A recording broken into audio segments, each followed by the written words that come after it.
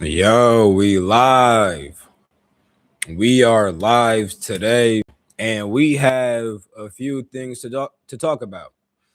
We are going to mainly talk about the creation of the Demiurge and how this also ties to the fall of humanity. Although I've been thinking that I might do a part two when it comes to the fall of humanity and kind of like talk a bit more about that.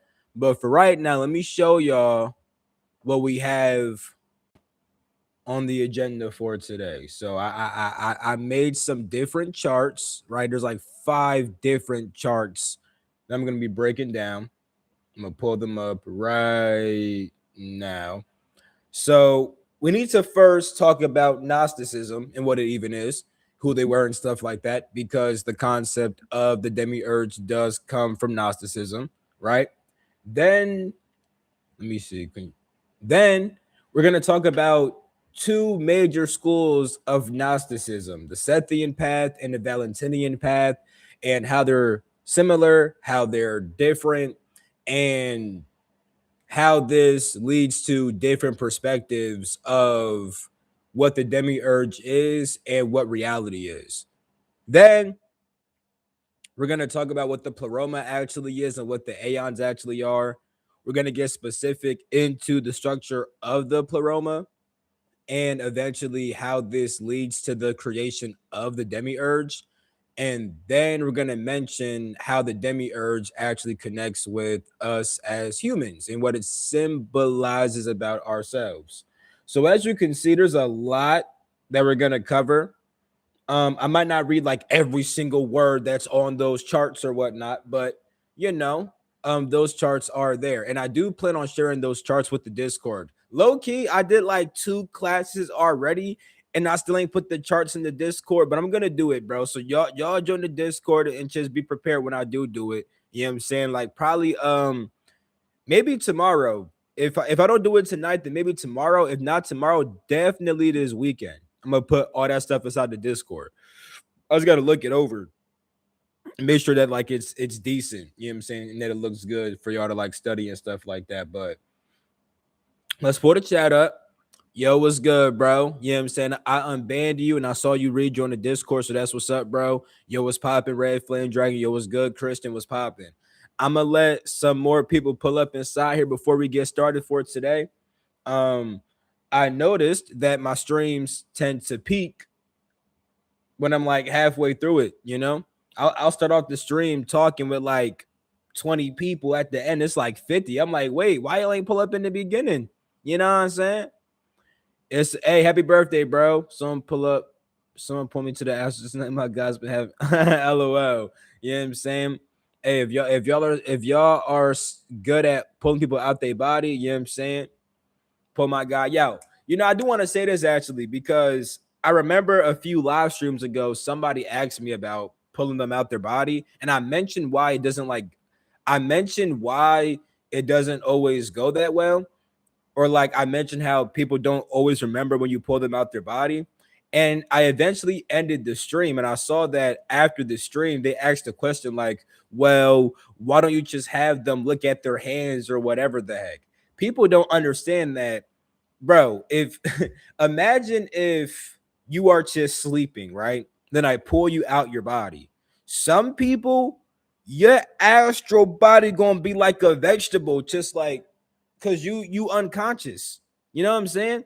I can't make you conscious if you were never conscious to begin with. Like if you were partially conscious, maybe. But like if you just come out on some vegetable stuff, I can't make you look at your hands. And even then, even if you do that, if you don't have the ability to remember, like if you haven't trained your memory to remember things in altered states, if you've never perceived the astral and you never remember anything from the astral, it don't matter what that person do to you out of your body. To us look at your hands, it's not gonna matter. You know what I'm saying? You'll just come back and not remember that, John. So like even if someone does pull you out, it's not always guaranteed that you're gonna remember, even if they have you stare at your hands or whatever the heck. But he can pull someone out. Many have tried. Yeah, you know what I'm saying? It just doesn't like and let me say, I think that is possible if the person has some kind of astral awareness, right? Because like I've pulled a person out and they had like a slight memory, but like it wasn't like that impressed into their mind.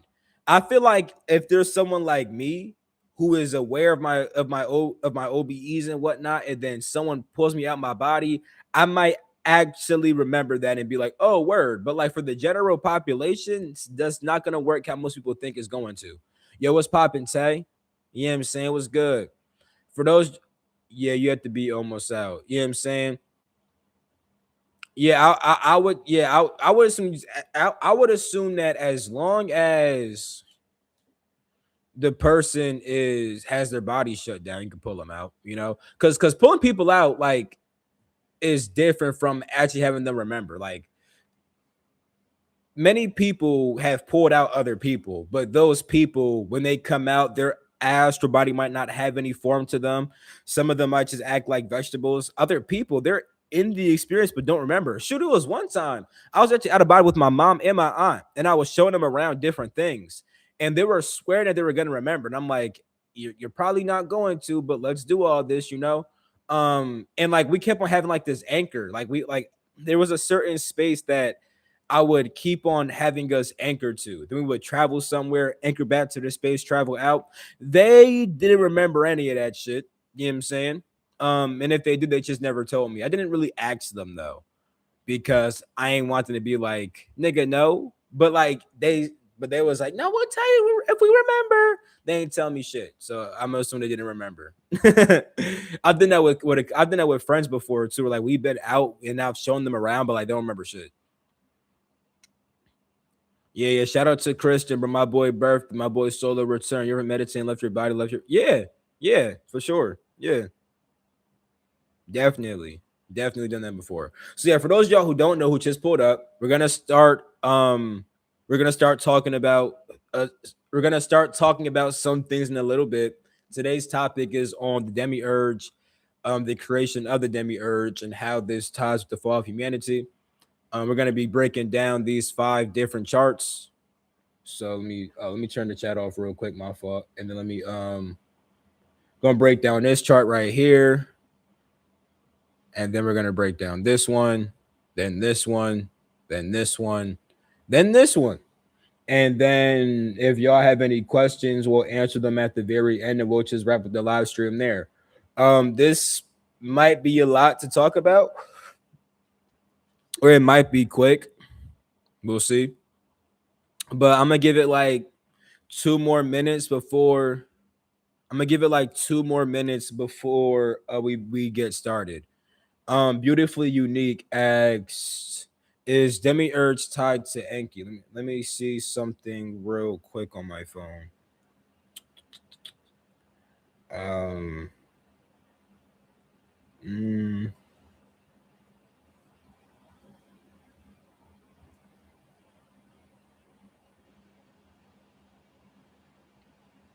no, no. Um, Enlil would be the Demiurge, not Enki. Enlil is the same as the Demiurge, is the same as Yahweh, is the same as Satan, is the same as Yadabayoth, is the same as the Kemetic deity set. And once again, not separate beings. You're going to see how this is a part of you. You're gonna see it. You know what I'm saying? So yeah, this is not just me fucking talking out my ass. I'm gonna have the pictures that explain all this shit to y'all to make y'all see that the demiurge is, you could say, a principle that does exist outside of you, but most importantly, it also exists inside of you. And the whole entire story about the creation of the demiurge and all this being built is also a story about you. Um, yeah. And we have about 22 people inside here. Real quick, it's 22 people inside here, but only 9 likes. So can y'all like up the video real quick? Then we get started. You know what I'm saying? It's 22 people, but only 9 likes. So for the people that didn't like the video, could you please like the video, support your boys, so that way this channel could keep on growing. It gets recommended to more people see it, they get the wisdom. The more of us that awaken, the more of us can actually, you know, come together to build some systems that that go against the other oppressing systems that keep us held down and whatnot. You know what I'm saying? As we awaken more people, the earth itself gets better, the collective itself gets better and whatnot. So yeah, please like this video. I see we got 14 likes now and 22 viewers. So that means some of y'all listen, don't be stingy, please. You know what I'm saying? Please don't be stingy. You know what I'm saying? It'll come, you know what I'm saying? You throw me a like, it'll come back to you at some point. You know what I'm saying? So can y'all drop that like? You know what I'm saying? I see the likes going up a little, you know what I'm saying? Now we got 24 viewers, 16 likes, trying to, you know what I'm saying, make that be 24 likes. I appreciate you for liking the video and stuff like that. Yeah, we're gonna get started after I read these last little comments. What is your definition of God or source? Whatever. You should watch my video about it. You can't define it. That's kind of why it's called the source. You know what I'm saying? The source goes beyond all definitions. The reason why it's called source is because the source is the source of all creation. You know what I'm saying? Including, and creation deals with words. Words are a part of creation. Definitions are a part of creation, but source transcends all that. So which means that defining it is going to cause some issues. In fact, this deals with the demiurge, you know, because I'll just say a quick spoiler, right? The part of us that wants to understand God through the mind and through concepts, that's some demiurge shit. Oh, y'all ain't know that? Yeah. When you get away from the demiurge, you don't feel a need to have to break it down mentally with all these concepts. You simply just exist as it. But we're gonna talk about that as we go inside this video. All right. Yo, what's popping? What's popping, Lily? You know what I'm saying? We about to get started real quick. I'm gonna say it one more time. I see 27 people inside here, but only 18 likes. Can y'all please like the video? Please don't be stingy with your likes. Please support your boy. I made all these charts for y'all. I made 5 charts for y'all. Y'all can y'all at least throw me your like? I'm doing it for the free too. I could have charged y'all for this. All I'm asking for is a like. You don't even gotta send a super chat. I just want you to like the video. There's a man who claims to be Yahweh incarnate. He got a whole code. I mean, shoot, that nigga is embodying the principle of Yahweh, because we could all embody Yahweh. You know what I'm saying? And that one motherfucker's embodying that shit heavy, clearly. And of course he'd have a coat. That's some Yahweh shit. That's some Yahweh shit. Yeah, so let's get started. And like I said, please like the stream, bro, and don't be stingy with the likes, bro. I know some of y'all is like, he said like the video, he can't tell me what to do, but can we please just let go of that part of ourselves and just support a brother? You know what I'm saying? Just support a brother, you feel me? So first things first, before we even get to the demiurge and all that, we need to first understand Gnosticism, because people act like Gnosticism is like this like one system that says things in only one way, but that's not the truth. The Gnostics were not, let me zoom in actually. You know what I'm saying? Let me zoom in, right? Now, the Gnostics were not a single religion or unified movement. They were a collection of spiritual schools that flourished primarily between the 1st and 4th centuries CE. The word gnosis means direct spiritual knowledge or experiential knowing rather than intellectual belief.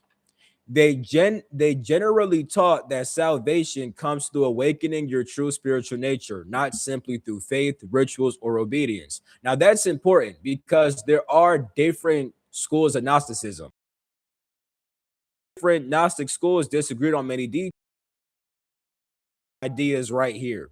So is that the true God is everything. The highest reality is an unknowable infinite source beyond personality, beyond gender, beyond form.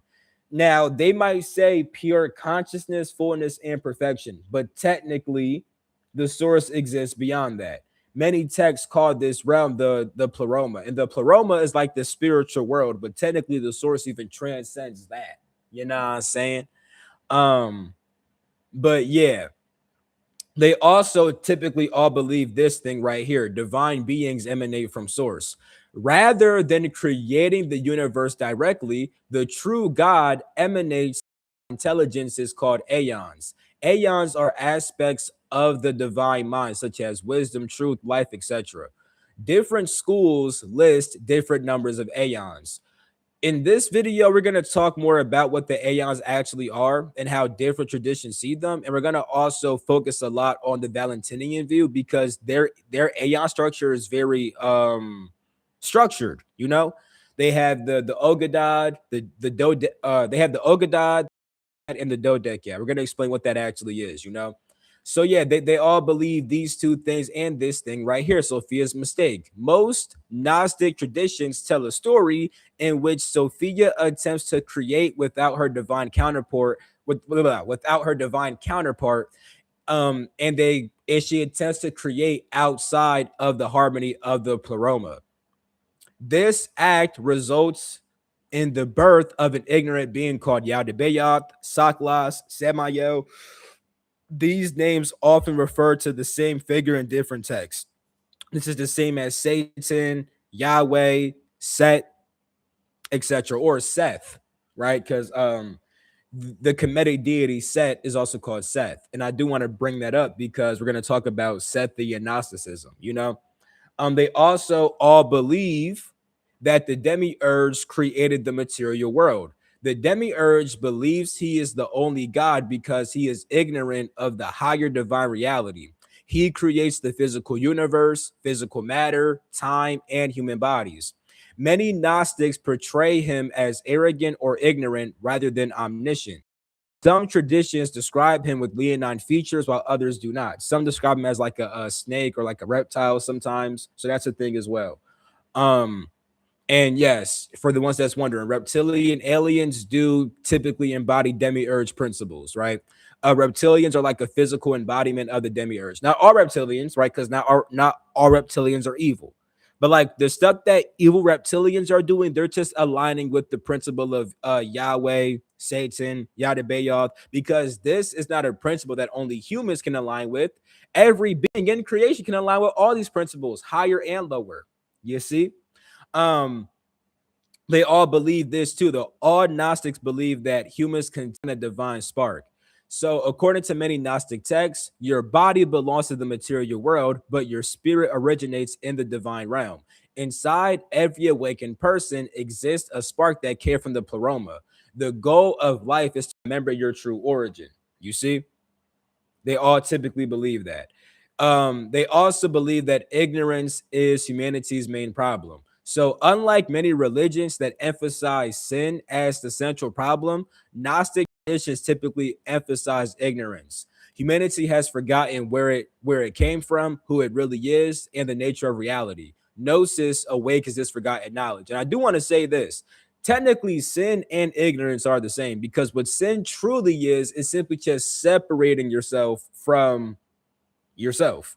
You separate yourself from your divine nature. Now over time people start to see sin as like doing something wrong or like not being morally pure, but really sin is just separating yourself from the divine. Understand that that whole thing of separating from the divine. That's how you get the demiurge. You see, that's how you get ignorance. Ignorance is when you don't know where you really came from and you forget where you come from when you separate yourself from the source. And we're going to talk more about how that principle exists in creation. The principle of separating yourself from source exists in creation, but also exists inside of you. We're going to make that a bit more clear as we get more inside the video. Um, they all also believe that Christ came to reveal knowledge. Many Christian Gnostics viewed Jesus, his real name is Yeshua, but you know, we're just gonna put Jesus because niggas be knowing the name is Jesus, but it's really Yeshua, right? They viewed Christ differently from mainstream Christianity. Christ was seen primarily as a revealer, a teacher of hidden wisdom, and one who awakens the divine spark. Rather than emphasizing substitutionary atonement, many Gnostic writings emphasize revelation and spiritual awakening. So opposed to submitting yourself to Christ, you're supposed to become Christ through gnosis. You see? So and right here is like the order. So the human journey, here's a simplified Gnostic view of the human journey. You have the true God, right, beyond everything. You have the source. The source generates the paroma, which is the realm of fullness, like the spiritual plane or the spiritual realm. Then you have aeons, divine emanations from source. Then Sophia, being one of those aeons, attempts to create without her divine counterpart, which eventually leads to the demiurge forming. The demiurge then forms the material universe, and then human bodies are formed. But inside that human body is also a divine spark. And then with gnosis, you awaken to your divine spark. And once you awaken to your divine spark, you return back to the paroma. You see? Now, there are various different Gnostic schools, right? So you have the Sethian school. This school emphasized Seth as a spiritual ancestor and produced many classic Gnostic texts. Then you have the Valentinian system, followers of Valentinius with a more symbolic and sacramental theology. Then you have the Basilidians, followers of Basilides. I might be saying that part wrong. Then you have the Ophites. This group interpreted the serpent in Genesis positively as a bringer of knowledge. Then you have, it's hard for me to pronounce that also, like Manichaeism, which is it's this is, we'll just say, a religion that has been influenced by Gnostic texts, but people do consider it as its own distinct religion also. So some important Gnostic texts deal with the secret book of John, the Gospel of Thomas, Gospel of Philip, all these different things. I wish that I had my Nag Hammadi scriptures on me, but they're inside my closet. But inside that book, it has these different scriptures, right?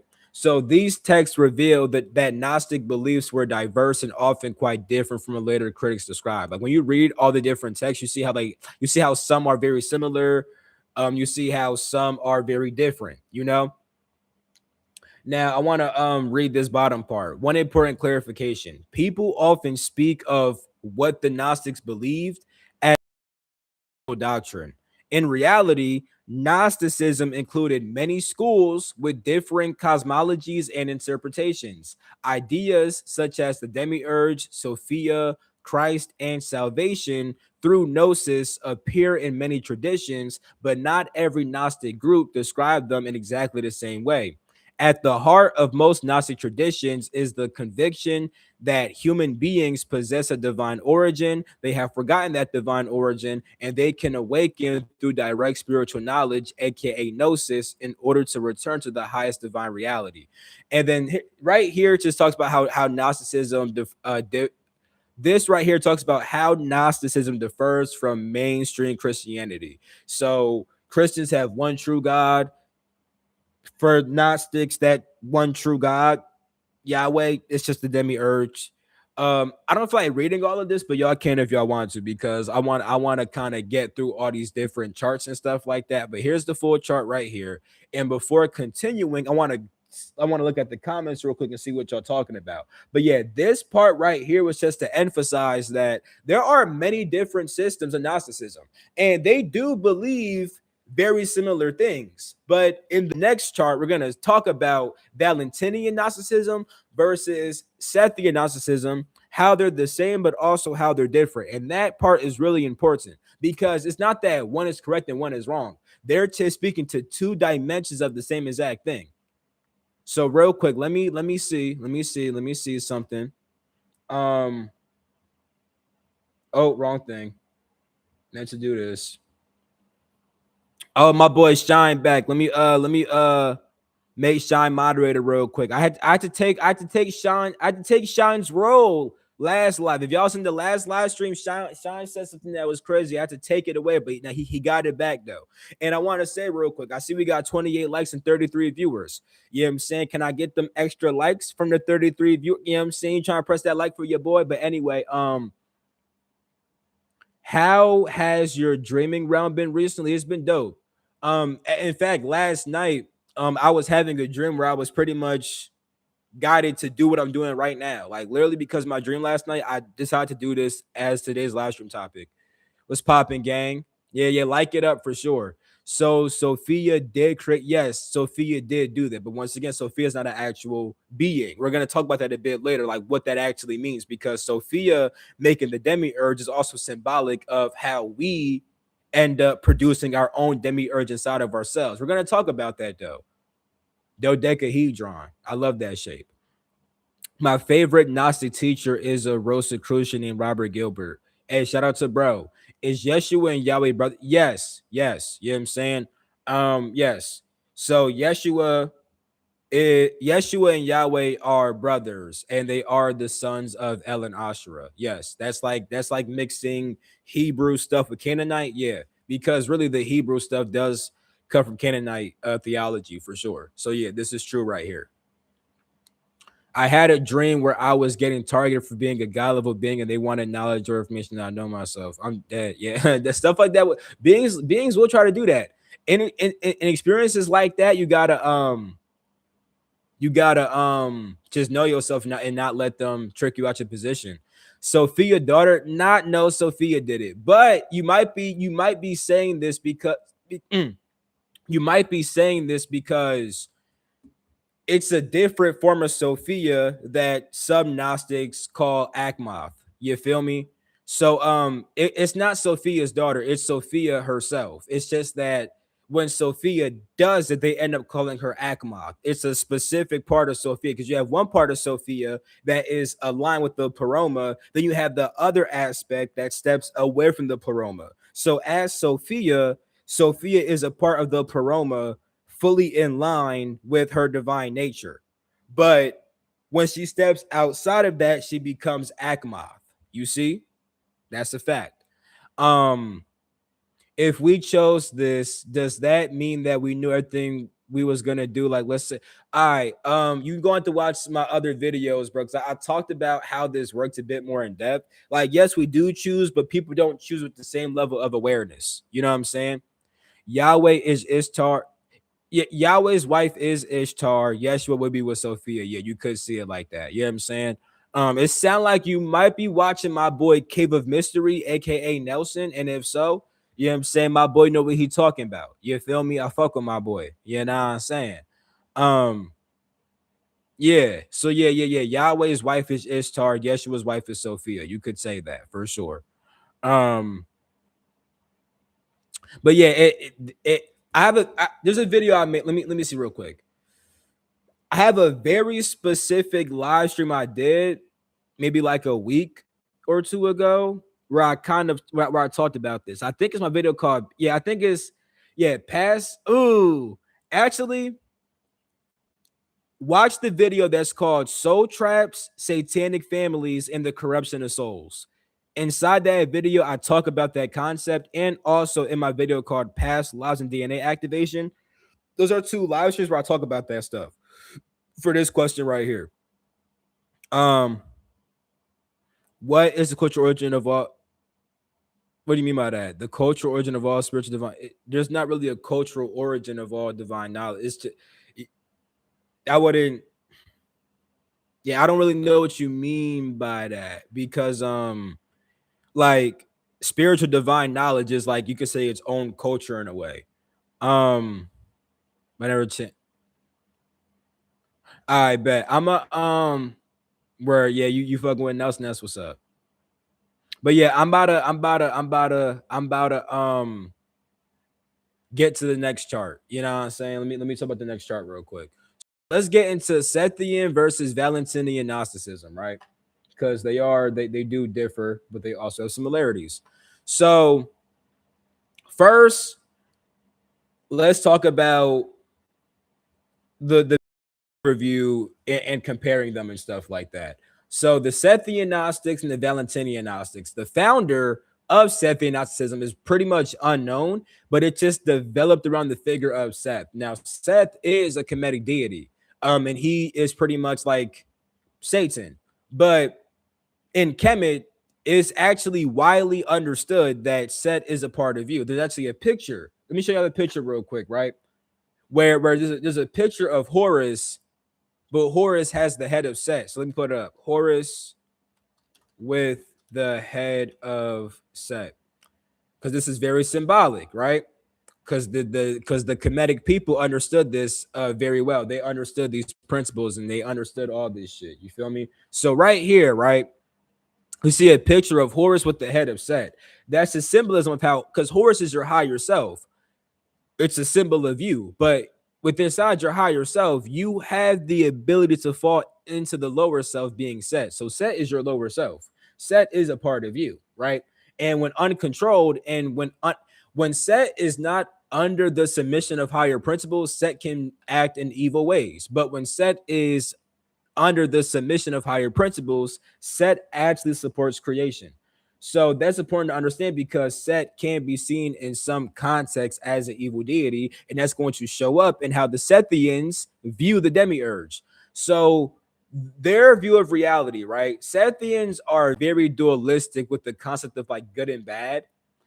Valentinians, they talk about good and bad, but they talk about how the bad comes from the good, you know?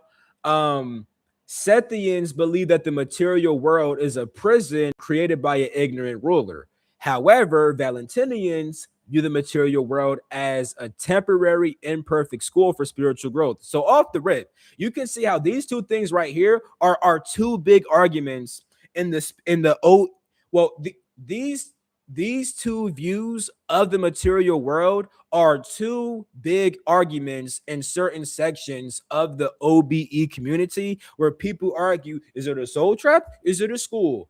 Niggas is doing the same shit that's been happening on earth for years. You know what I'm saying? And the thing is, these two people are not going against each other. Once again, it's just different perspectives of the same exact shit, and different perspectives can make you view it a certain kind of way, which can give you certain incentive to want to transcend this bitch. But we're gonna talk more about that later, about what I mean when I say that. So the human goal, or my bad, the demiurge. Sethians view the demiurge as ignorant, arrogant, and often hostile. The Valentinians view the demiurge as ignorant, but not necessarily evil. The human goal for Sethians is to escape the material cosmos, but for Valentinians, the human goal is to awaken spiritually while living inside the world. The role of Christ when it comes to Sethians is to reveal the way out the cosmos. But when it comes to Valentinians, the role of Christ is to restore harmony and awaken divine identity. Salvation in Sethian Gnosticism is escaping the world through gnosis. Valentinians see it as transformation through gnosis and Christ. So the difference is that Sethians make it seem like this shit is some evil ass prison you need to escape. Valentinians see it as you are in a very imperfect world, but inside this world, you could learn to tap into your spiritual nature and transform yourself and still be in this world, but living in a higher way. It's just two different ways to experience life. And it's the same with Hindus, where they would tell you guys, hey, you can leave the whole entire well of samsara. You could leave the reincarnation cycle, or you can choose to reincarnate in a conscious way where you actually live a good life in creation, because creation is not good or bad. It depends on your experience. And for some people, if you feel imprisoned by the world, you might want to escape. Other people, you might not feel imprisoned. You kind of like it here. You just understand that this place needs some work. So by transforming yourself, you're also able to transform the world. Both of these perspectives are valid. It's just about what kind of person you are and what the fuck you need for yourself. It don't got to be that these two things go against each other. It could be that these two things are two different views of the same shit, but different people need different views depending on what the fuck they want to do. Some people want to fucking escape. Other people want to transform this shit, and you could bring heaven to earth or go to heaven outside of earth. It doesn't matter to me. I don't care what you do, but let's just stop acting like these things have to be separate. No, my nigga, no. um cool. So when it comes to Sethian Gnosticism and Valentinian Gnosticism, they believe in all these same things. There's an unknowable true God, the divine realms, the pleroma. They have aeons. Sophia played a role. Demiurge makes the universe. Humans have a divine spark. Gnosis awakens. Y'all get the point. They believe the same shit right here. You feel me?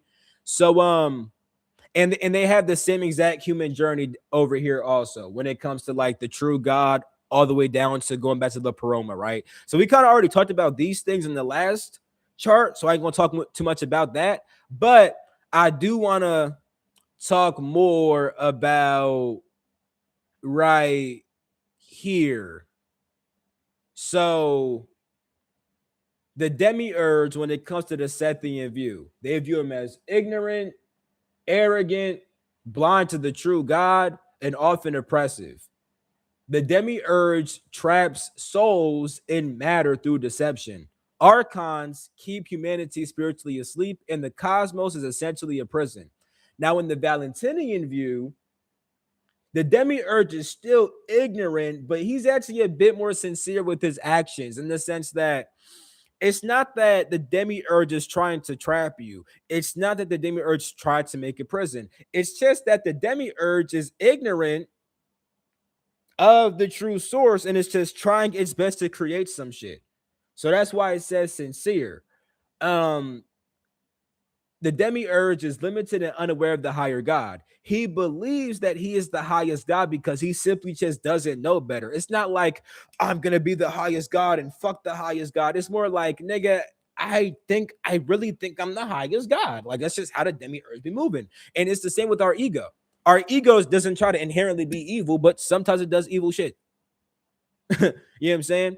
It's like a child trying to imitate the divine, and the demiurge unknowingly actually serves God's larger plan, the physical reality. Sethians see it as largely negative. The physical universe is an illusion, a prison, a place of ignorance. It's ruled by archons.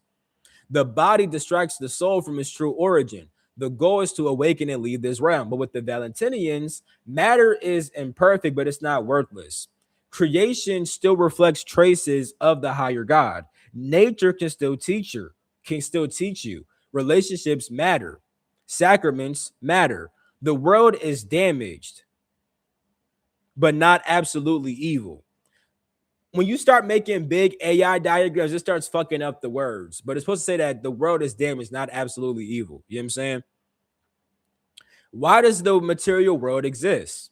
Sethians see it as Sophia's error led to Yadabas' ignorance that led to matter, which led to the entrapment of divine sparks. The world has no higher positive purpose. It's simply just an accident resulting from cosmic ignorance. That's how Sethians view it. Now, Valentinians say that the material world exists because Sophia's passion did produce disorder, but God allows creation to continue so that way restoration can occur.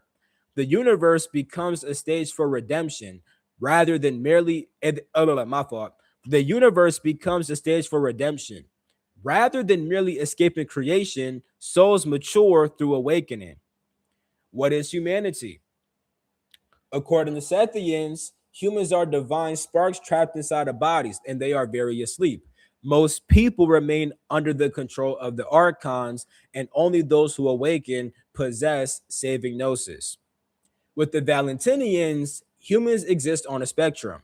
You have the physical self, which is purely material, it's concerned only with the physical world. Then you have the psychic aspect that can become very religious, it can be very moral like, it can be capable of faith, and it could be, or it's capable of faith, but it's not fully awakened. Then you have the spiritual aspect. It's spiritually awakened, it possesses the divine seed, and it can return to the paroma through gnosis. The goal of life when it comes to Sethians is to escape, leave the prison, pass beyond the archons, and return to the pleroma. The material universe is left behind forever. With the Valentinians, the goal is transformation, awaken while living, become spiritually complete, and restore harmony between humanity and God. The emphasis is less on rejecting creation and more on seeing through its limitations. And then when it comes to Christ, Sethians see it that Christ descends from the paroma, reveals hidden knowledge, exposes the demiurge's deception, and teaches souls how to ascend past the archons after death. With the Valentinians, Christ reveals the Father, the ultimate source. Christ heals Sophia's division. Christ restores cosmic harmony. And Christ awakens the divine identity that's already present in humanity. So the biggest difference is that Sethians see that the world is fundamentally a cosmic mistake and a prison. The demiurge rules it in ignorance, and salvation means escaping it entirely. Valentinians see that the world is imperfect because of cosmic disorder, but it also serves as the arena where the soul awakens and returns to God. The demiurge is a limited craftsman rather than an outright villain. This difference shapes nearly every other aspect of their theology, from their view of matter to the role of Christ to whether creation is something to flee or something through which spiritual restoration unfolds. So, yeah, and y'all could read this right here if y'all want to. But mind you, see how the Sethians view it as purely evil? Well, shit, the Sethians came from Set. And Set, right, when you work with the deity Set, the whole entire purpose of working with Set, of working with the higher self, is to learn how to overcome evil. Literally. Like if you were an Egyptian and you were working with Set, the whole entire goal of working with Set is to overcome the malevolent nature of the lower self, eventually having mastery over the lower self and acting from the higher self, which means that you're very aware of evil when you work with Set. Working with Set, you start to see all the evil inside of yourself. And you learn to control that shit. That's what Set's supposed to help you do. Help you see the lower parts of yourself and how those parts of yourself do not act in alignment. But eventually, you can learn how to get them shits back in alignment. The Valentinians, though, they're not viewing it like that. They're viewing it from like a higher standpoint of the fact that this shit is not inherently evil, but evil does exist here. But that's not the true nature of this shit. Yes, there's ignorance, but it can be transformed through gnosis. You see? So that's that. I'm about to check the chat and see what y'all talking about. You know what I'm saying? Let's see what y'all saying in the chat. You feel me? You smell me? Bow. All right, let me pull it up real quick. Bow. Had a dream was for my earth rounds. That's what's up, bro. That's fire. They are pretty much about the same shit for sure. I read this already. Let me see down real quick. I'm gonna skip it a little bit. You think that nature? Also, it's fun to one of these groups by the. What do you mean by like fall into one of these groups? You mean like one of the groups of like Valentinian or Sethian? It doesn't. I wouldn't say that by nature. Some souls might gravitate more towards one of these perspectives. Some souls might see it as a trap, other souls might see it as something to transform. Like some souls, yes, they are more drawn to gravitate towards one of those things. You know what I'm saying? Not gonna lie, like I'm like a Sethian view. LOL. Yeah. I'm a join the links down below. Go to my link tree and join the Discord. We're gonna put all that inside the Discord for sure. I bet. I'm just kind of skimming over these. I'm gonna read these more in depth after I'm done teaching. Right now, there's not any immediately pressing questions. Yeah, consistent lives. Game was good, my boy. Let me say this too. For all my people that saying that, for all my people who say that you're a Sethian, that means that you view a part of yourself as evil. I just want to say that. We're gonna get there a little in a little bit though. Because this shit does this is ultimately about you. You feel me? So if you view the world as evil and you view the demiurge as evil, that means that you view part of yourself as evil, and that means that means that you view a part of yourself as something which should have never ever existed. We're gonna get there though. Let's get to the next chart. So the next chart, we're gonna break down what the pleroma actually is and what the aeons actually are. So, number one, what is the pleroma? So, the word pleroma is a Greek word that means fullness, totality, completeness, and that which lacks nothing. It is not merely a place, it is the total fullness of divine reality itself. Think of it less like heaven and more like the infinite field of God's own being. It's perfect, eternal, beyond space, beyond time, beyond matter, beyond separation. It's always existing, it never changes. It's always in harmony. Nothing decays there, nothing dies, etc. The pleroma can be seen as the mind of God. The pleroma is the complete manifestation of everything that the true God is. If God is infinite, the pleroma is infinity fully expressed. Every divine quality exists here simultaneously. So, is it a place? Not exactly.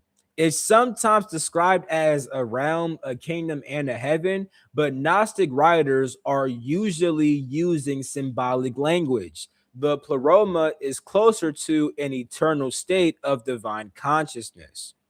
So, where did the aeons come from? The true God. Hold on, let me move myself over a bit, like that. I bet. The true God does not create the aeons in the ordinary sense. Instead, they emanate. See, if God created the aeons, that would mean that God made something separate from itself.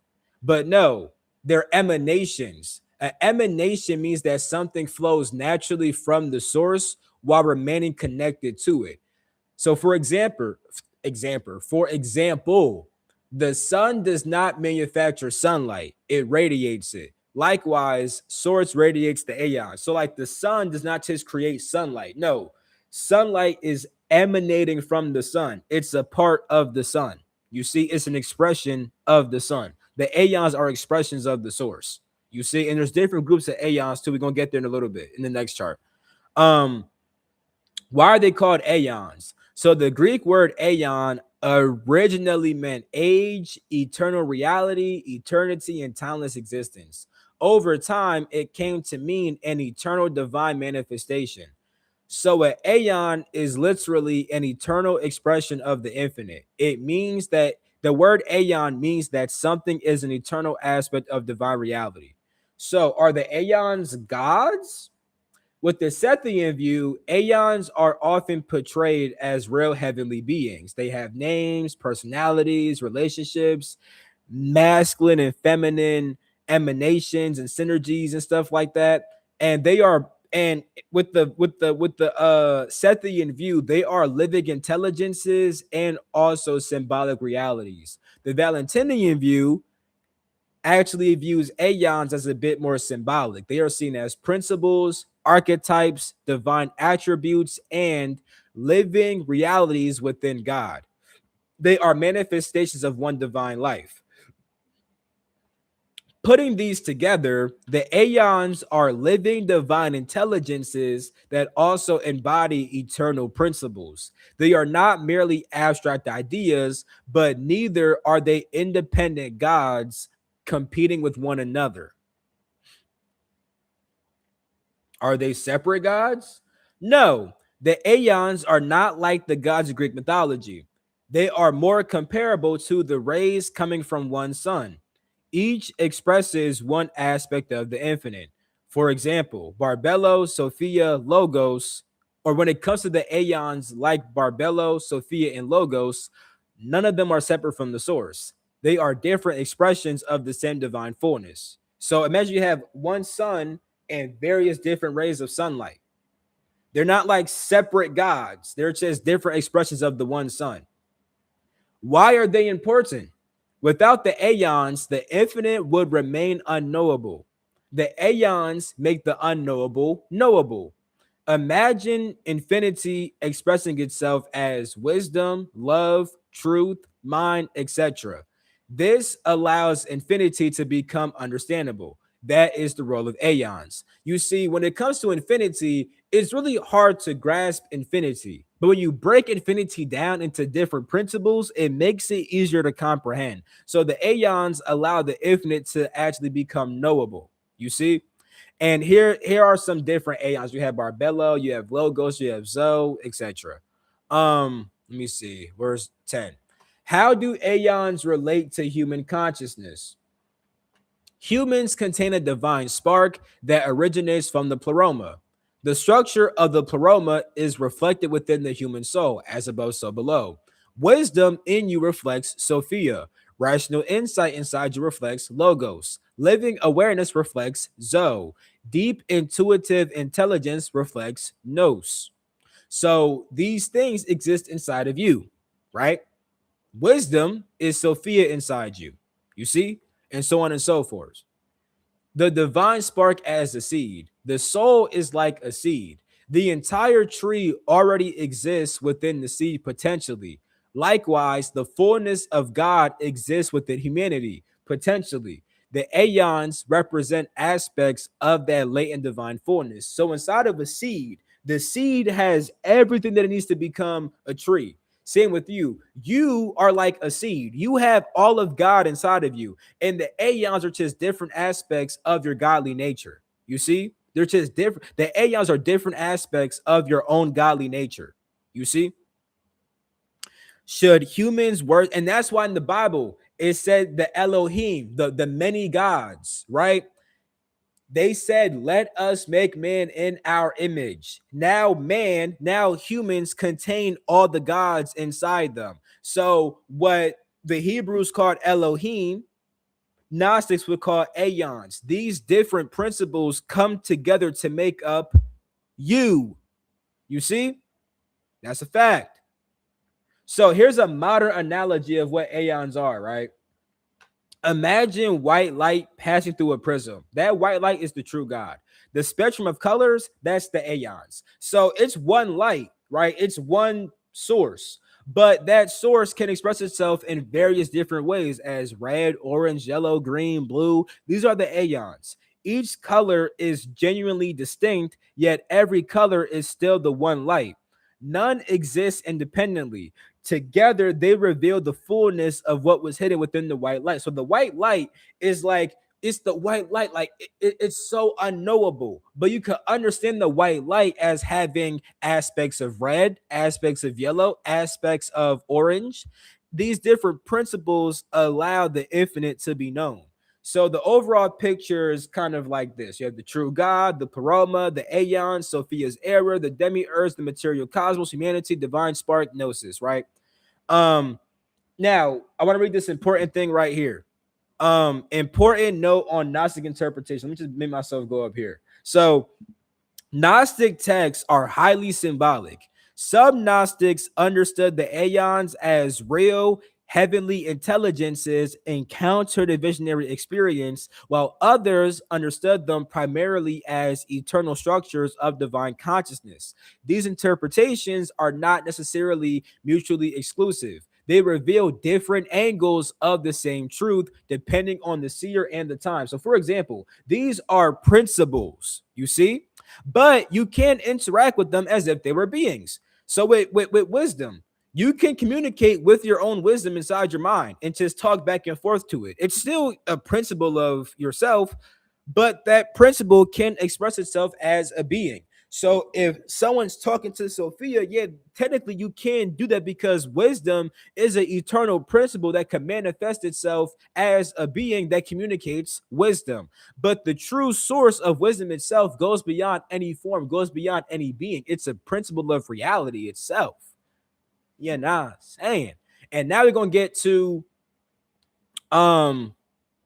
this John right here, like the architecture of the Paroma, the different groups of the Paroma and what that shit means. And then lastly, we're gonna talk about how this shit relates to you. You know what I'm saying? So let me check the chat real quick, see if it's any important questions. If not, I'm gonna just skim the chat. You know what I'm saying? And then I'm gonna get back to teaching. And then when I'm done fully teaching, I'm gonna respond to the chat fully. Real quick, I see that we have 51 viewers, but only 40 likes. So can I get them extra 11 likes? For the people that's watching, you didn't like the video. Can you please like the video for your boy? I'm doing this for the free ski. It's people that make paid classes like this. I'm doing this for free.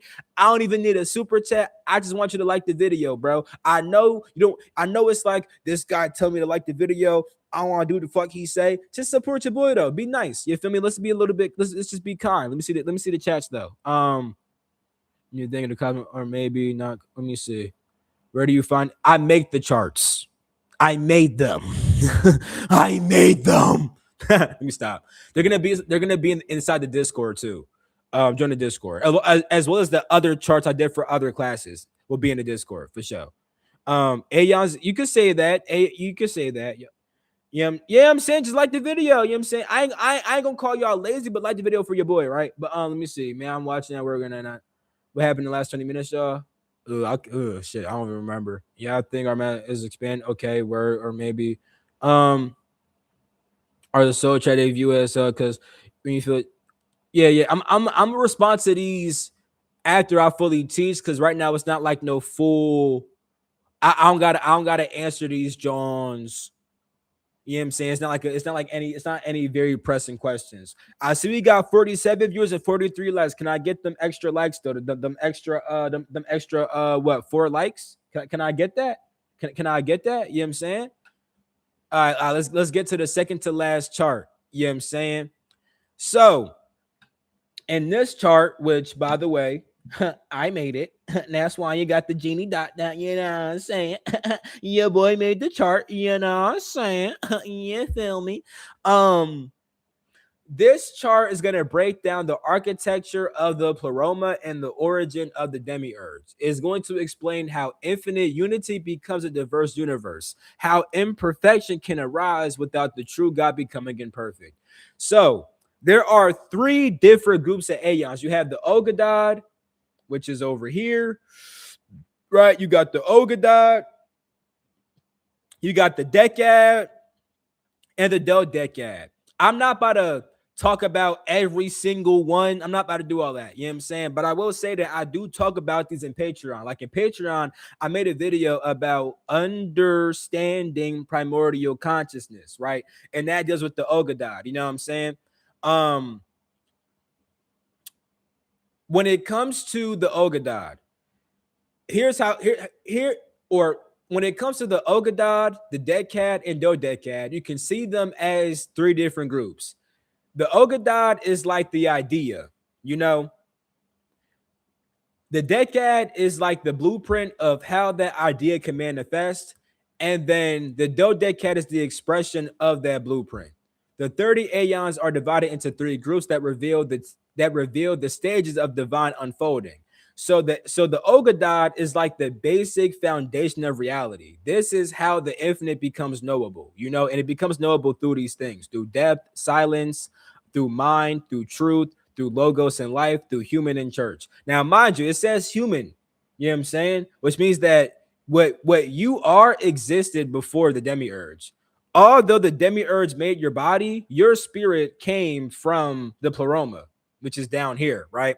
So this right here is like understanding the structure of, or this is like how source consciousness begins to structure itself into awareness. And these 8 principles are like the 8 main principles of your true awareness, right? Right here, the Decad is like different qualities of your true essence. So your true essence has the qualities of things like peace, mercy, justice, harmony, beauty. You know what I'm saying? It's like the character of God. So this right here is like the structure of God, right? This is like how God is built, right? But then once God is built, you ask yourself, well, what is God actually like? Well, God expresses itself, or God has these main qualities. God has 10 main qualities. This also relates to you. This explains how you are built. Now that you understand like how you are built, it's like, okay, now that you're built, what are you actually like though? What are the different qualities of you as a person? You know, that's the decad. Then the dodecad is how you actually express yourself, how you express those qualities. You see the living expression of God. You express yourself through love, freedom, grace, wisdom, knowledge, etc. You know, now when it comes to the different aeons, they have different names for them and whatnot. I made separate charts for the Ogadad, Decad, and Dodecad. I already broke down the Ogadad on Patreon. Next, I'm doing a Decad and then the Dodecad. You feel me? But Sophia is the last aeon to exist. Sophia represents wisdom, and she's typically paired with Theletos, you know? Now, I was thinking about pulling up a picture I guess I technically could, right? It shouldn't take that long for me to pull up this picture because I think that me pulling up this picture will actually help y'all. Because I did, like I said, I made a picture for all these different groups of aeons, and I want to show y'all the picture for the dodecad. So, but it's gonna take me a while to pull that picture up. God damn it. Um. Okay, here's what I'll just say it like this, and I'll show y'all on my phone. So can y'all see that on my phone? I know it's flipped, right? But down here you have this is Sophia. You have Sophia right here and Theletos, right? Sophia is wisdom. Theletos is will. So when wisdom is paired with Theletos, it's pretty much representing. So wisdom is like having insight, having direct knowing of who you are through experience. You see, Sophia is still part of the pleroma, and Sophia knows God because she's one with God. She has the wisdom of God, and she's aligned with the Letos. The Letos is divine will, right? And divine intention. So when you are simply just experiencing your divine nature, you act in alignment with the divine. But if you begin to separate yourself from the divine, like Sophia did, you start to create outside of the divine will. So, yeah, Sophia was the last Aeon to form. Now, Sophia's passion, right? Sophia longs to know the hidden depth Bithos completely. So, pretty much, Sophia desires to know the source, right? This leads to an imbalance. You see, technically, Sophia is already one with the source, but Sophia wants to know the source beyond just being one with it. It wants to understand source in a separate way. It's like right now, Sophia's already one with God, but it's like, so for let's say that I'm inside the ocean, right? It's like I'm in the ocean and like nigga, like I know the ocean because bitch, I'm inside this motherfucker. But it's like imagine if I thought, you know what the fuck? Like, what does the ocean actually look like though? Like what really? Like, let me step outside the ocean so I could actually like know the ocean for real. It's like, gang, when you was in the ocean, you were directly experiencing it, and you were just flowing with the ocean, just flowing with the ocean. But when you desire to know the ocean in like a separate way, you're like, I'm gonna step outside the ocean in order to know the ocean from a perspective of separation. And now you step out of the flow of the ocean. When you're inside the ocean, the direct knowing of the ocean while being inside of it, that's Sophia. And then following the waves of the ocean, that is Theletos, right? Or however the fuck you say that, John. You know what I'm saying? Theletos, right? That's how I'm Theletos. You feel me? Yeah, when you following the waves, that's the letos, and you can follow that divine will because you're in the ocean, you're one with the ocean. But once you separate from the ocean, you eventually get um the birth of the demiurge. From this state of deficiency arises the demiurge, which is incomplete under or blah, blah, blah. From this state of deficiency arises the demiurge. Incomplete understanding produces incomplete creation. So understand that Sophia's desire to know creates disorder outside the pleroma because she stretched beyond her proper harmony. She stepped outside the ocean.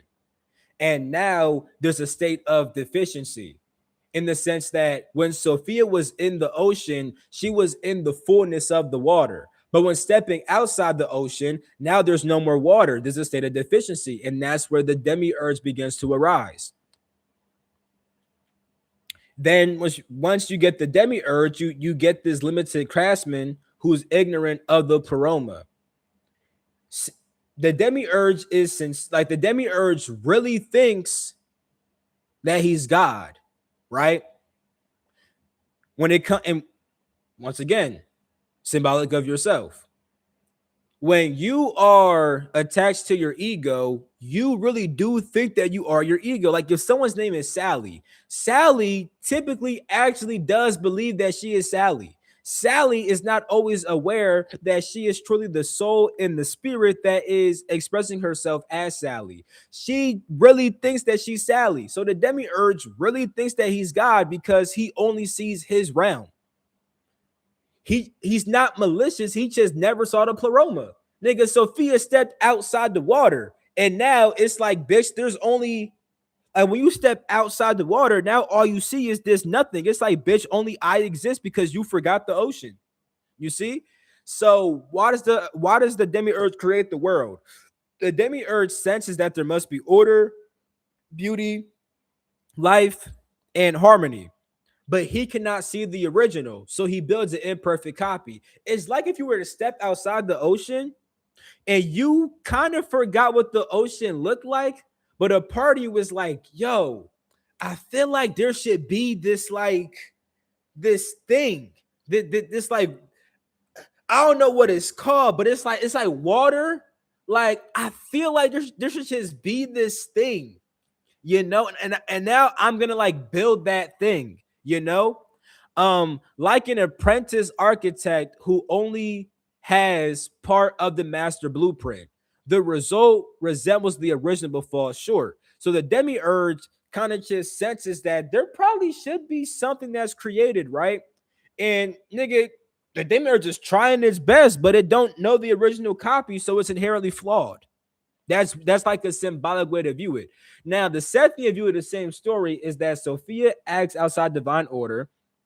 Yaldabaoth, or the demiurge, arises in ignorance. He creates archons to control and deceive. The material world is a cosmos, or what the fuck? The material cosmos is a prison. The material world is a cosmos.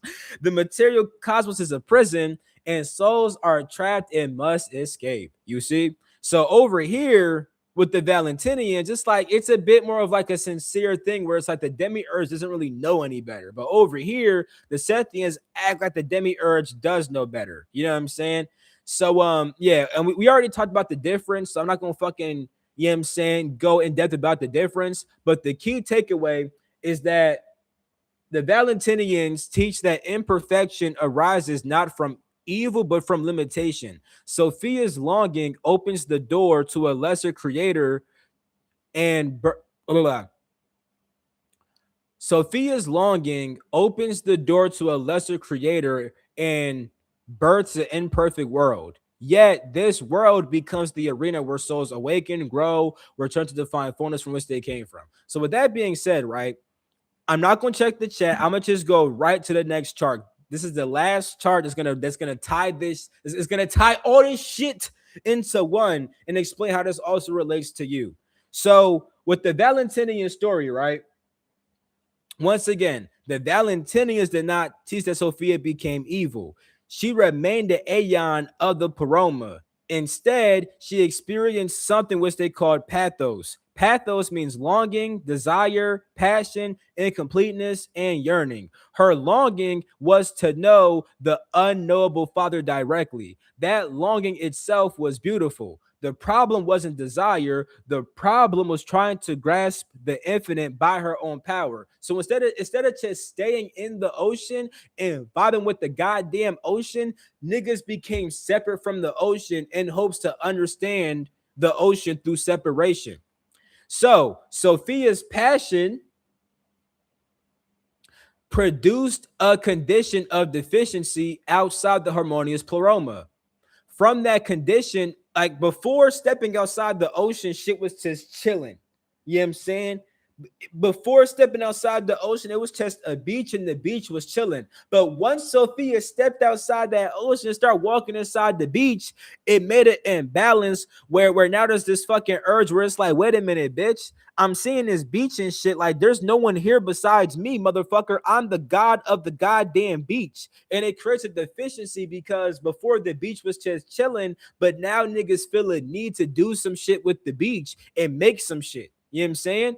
So from that condition emerges the demiurge who fashions the psychic and material cosmos. So first you have the pleroma, then you have Sophia's longing, then you have deficiency, which creates the psychic realm, which creates the demiurge, and then the material realm. Notice, matter is not created immediately. Between the pleroma and matter, there's an intermediate level, that being the mental layer, which the demiurge comes from. So let's think real quick. If the demiurge comes from the psychic realm, this means that the demiurge is born of the fucking mind. The mind thinks in separation. I always say this shit. In order for this to be a fucking candle, it must be separate from this goddamn fucking amethyst moon crystal. You see? Really, these are all one thing. It's just energy, it's just awareness. But using the mind, you're like, this is a candle, this is an amethyst fucking crystal moon, my nigga. And you can see the separation. The mind operates in separation, which produces ignorance. It produces that deficiency, which leads to the lower manifestations of the material world. So when it comes to the Gnostics, especially the Valentinians, they talk about three realms of existence. You have the pleroma, then the psychic realm, then the material world. The demiurge belongs to this order. The psychic realm is literally created by Sophia longing to know the Father. Pretty much, it's like before you had the psychic realm, you just had pure knowing. Sophia just understood. She's just observing the creator.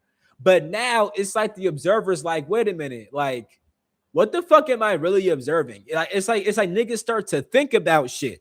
And when niggas start thinking, you start producing separation where it's like, wait a minute, like before you're just one with everything. Now it's like, bitch, wait, what the fuck am I though? Like, what is this shit? What is that shit? Like, I feel like, nigga, I could fucking make some shit called a fucking bazooka and make some shit that's called a fucking flower and shit like that. It's when the mind comes into play. The demiurge belongs to this order. Now, why is this important? The demiurge does not begin by creating shit like rocks. He first creates a world of forms, order, law, structure, and soul. Only then does material creation unfold. The psychic realm is the bridge between spirit and matter. Real quick, understand this. This is just spirit, soul, body, also, my nigga. Understand that your spirit is one with the divine, but your spirit actually sometimes seeks to have an experience outside of itself. You literally have your own universe, but you can choose to send yourself out of your universe and explore the outer creation. That's when you make a soul, right? And that soul experiences incarnation. That soul will experience itself being separate. Now, when the soul knows itself, the soul is fine. The soul can have its individuality while also knowing that it's one with all things. Because your spirit is technically also like an individual. It's just that when it comes to your spirit is always one with everything. It's still inside the ocean. You see? But when your spirit makes a soul, it sends the soul outside the ocean. Now, the soul does have the ability to remember that, bitch, I came from that ocean. But the soul could also forget that it came from the ocean and it could get lost on the beach. It gets lost on the beach and it could start fucking making a whole bunch of bullshit on the beach. You know what I'm saying? So, yeah. Now, why doesn't the demiurge know the Father? Because he knows about God, but he doesn't know God directly. So the demiurge has intelligence, reason, order, but lacks immediate participation in the pleroma. It's like reading thousands of books about the ocean without ever standing inside of it. So it's like if your spirit made your soul, then sent your soul out somewhere. It's like your soul might know the ocean, but like it's currently separate from the ocean. So like it's not really experiencing the ocean until the soul decides to reemerge with the spirit and the universe of your spirit. You see? And this deals with immortalizing your soul. And I talked about that shit a while ago. I have a playlist that's called Spiritual Basics. Inside that playlist, I have a video that's called Immortalizing Soul Aspects. You know what I'm saying? I talk about your soul going back to your kingdom. So understand that our consciousness contains many layers: awareness, thought, identity, etc. These are not the same thing. The deepest awareness is simply just aware. Thought comes afterwards. let's understand the demiurge as a symbol. The demiurge is the part of consciousness that believes fuck. Ooh. The demiurge is the part of consciousness that believes conceptual understanding is the whole of reality. It pretty much thinks if I can explain it, I know it. But the infinite cannot be exhausted by concepts.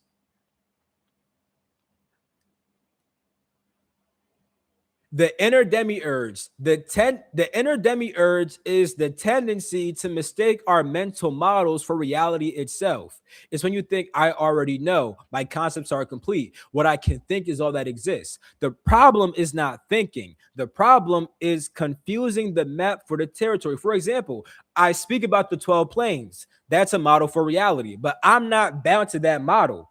That's just one model. You know what I'm saying? But to truly know the source, you got to go beyond that model. You got to go beyond all 12 planes and become one with the source, right? You see? So the demiurge is the part of you that thinks that it fucking knows everything because it could think about it, you know? And this is why I said in the very beginning of this video that trying to define the source and all that other shit, that's demiurge stuff. You know what I'm saying? Now, I'm not saying that it's bad to have certain concepts. The concepts are fine. But when you get attached to the concept and forget what the concept is pointing to, that's the issue. You see, the concept is like a finger that's pointing. It's okay for a nigga to point at some shit, right? It's like a nigga that's pointing at the moon. But you would be a fool if you thought that the finger was the moon itself. No, the finger is pointing to the moon. The concept is pointing to the source.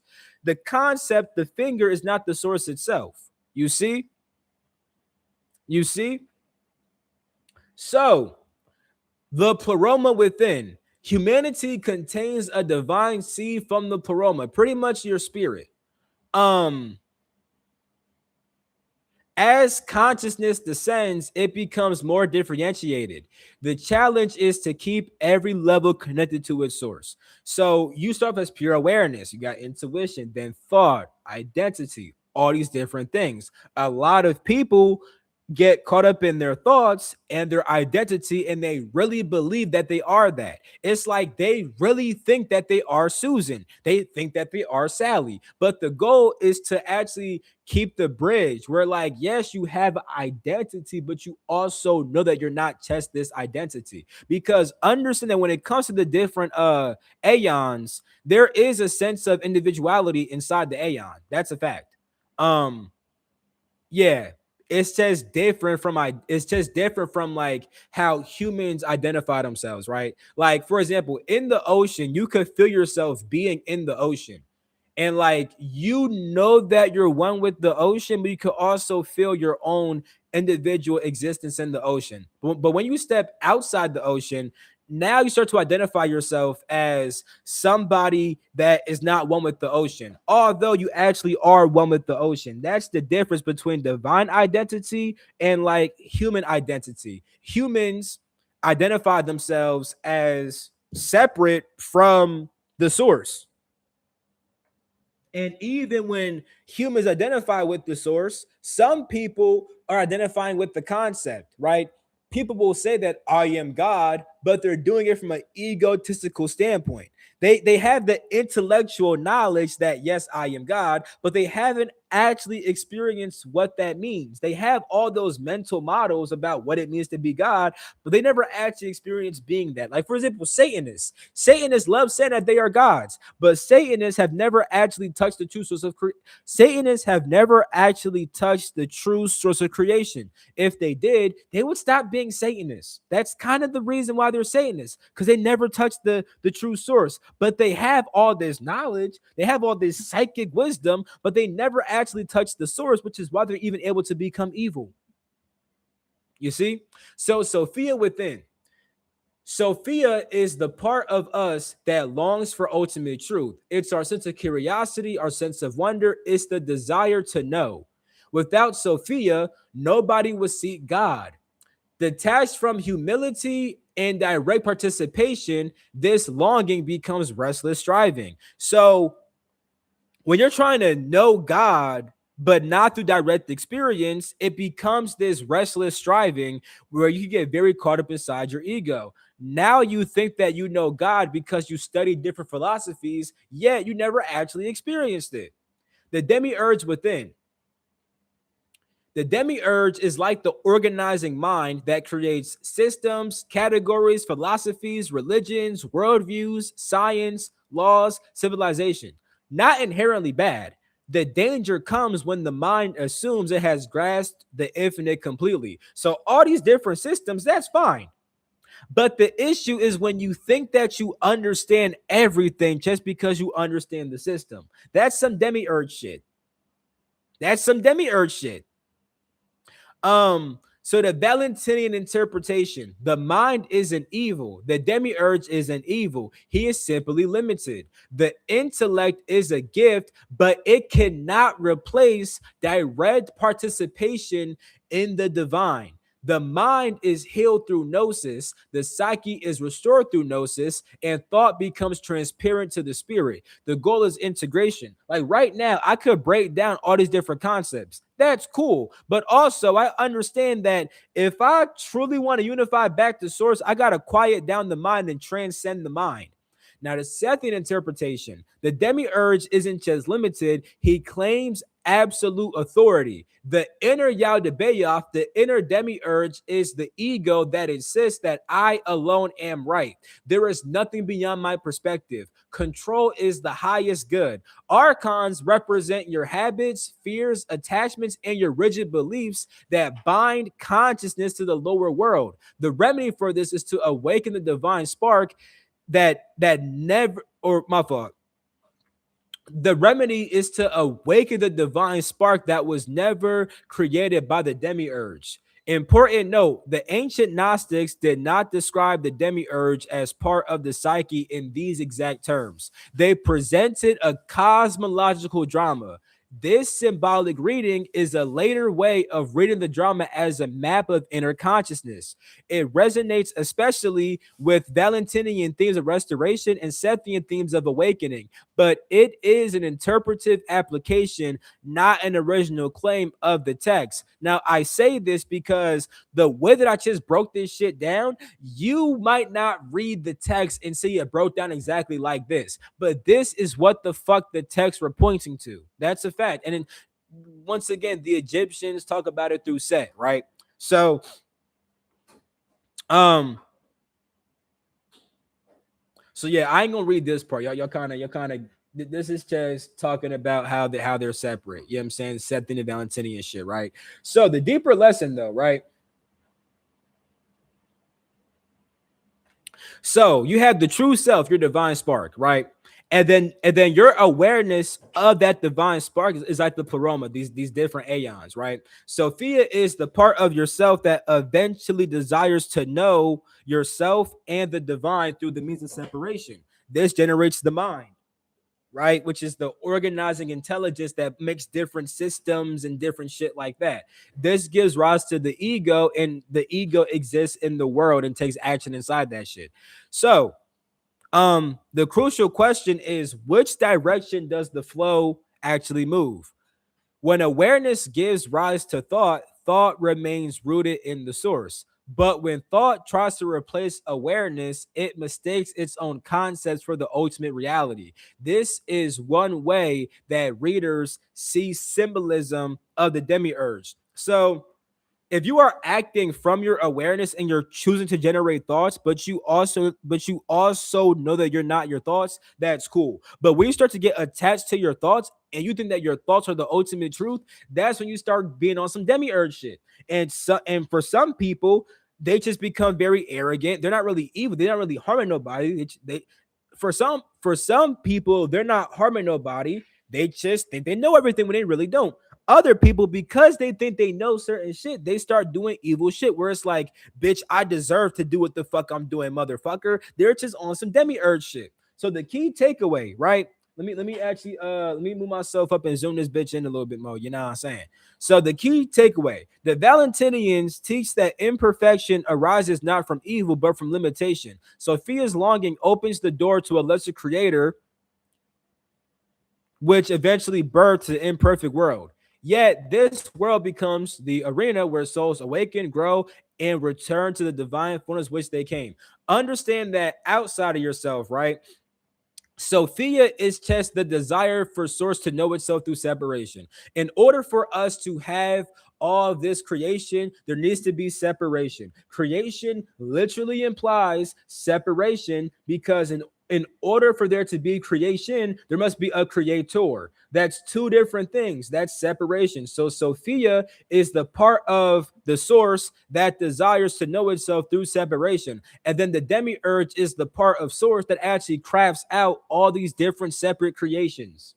It's not inherently evil, but it can become evil for sure. You see? And when it, what the hell? Why did my shit? There we go. What the hell? My shit started to try to bug out real quick. Let me. All right, bet. So, well, all that being said, right? Yeah, the Sethians just focus on how that part of source can become distorted, right? Because you can create like you can for example, when you lucid dream, right? You could be in your lucid dream and create while knowing that it's a dream. You see? And that's fine, you know? But when you forget that you're dreaming, you might get attached to your dream and now you fall victim to your own creations. You see, you might make you when you know who you are, you might make certain dream characters. You know what I'm saying? And that shit's fine. But when you forget who you are, those same characters might try to whoop your ass. You see? You see? So there's an aspect of source that, yes, it is creating from separation and it knows that it's doing that and it's not a bad thing. But as you get lower in creation, there's more and more ignorance, more and more separation. At some point, people forget who the fuck they are. They get attached to the mind and they start doing some mind based shit. People on earth, these Satanists on earth, they're very attached to their lower self. They're attached to the need to control things. They want to survive super duper bad. And they think that they're doing the right thing for themselves. Now, they know that they're harming other people, but to them, it's like, bitch, I don't care, motherfucker. I get to control these motherfuckers, all this other shit. But if they were actually aware of their true nature, they would not want to do that. This is why I and several other cultures say that evil is a natural or evil is a byproduct of ignorance. When you don't know yourself, you're able to become evil. You see, source is evil. It's just that source only becomes evil when source forgets who it actually is. So being evil is a potential of source. It's just that it's only a potential of source when source forgets who it is. And source forgets who it is by desiring to know itself outside of itself. That's what Sophia did. It desired to know the Father outside of the Father. Sophia is one with the Father. It's the part of us that also desire to be in creation. You see, why the fuck aren't all of us just chilling being one with God? Because at some point we desire to be in creation. Now, creation does not just involve the material world, right? So when I say that we desire, and let me say something real quick. You know what I'm saying? Um, eh, yeah. When it comes to these three worlds, right? Let me actually use my whiteboard for this one to show y'all something real quick. So I always talk about the 12 planes, right? Let me draw some shit for y'all real quick. 12, 11, 10, 9, 8, 7, 6, 5, 4, 3, 2, 1. All right. You can merge. Let me see. Oh, let me add 13 for source.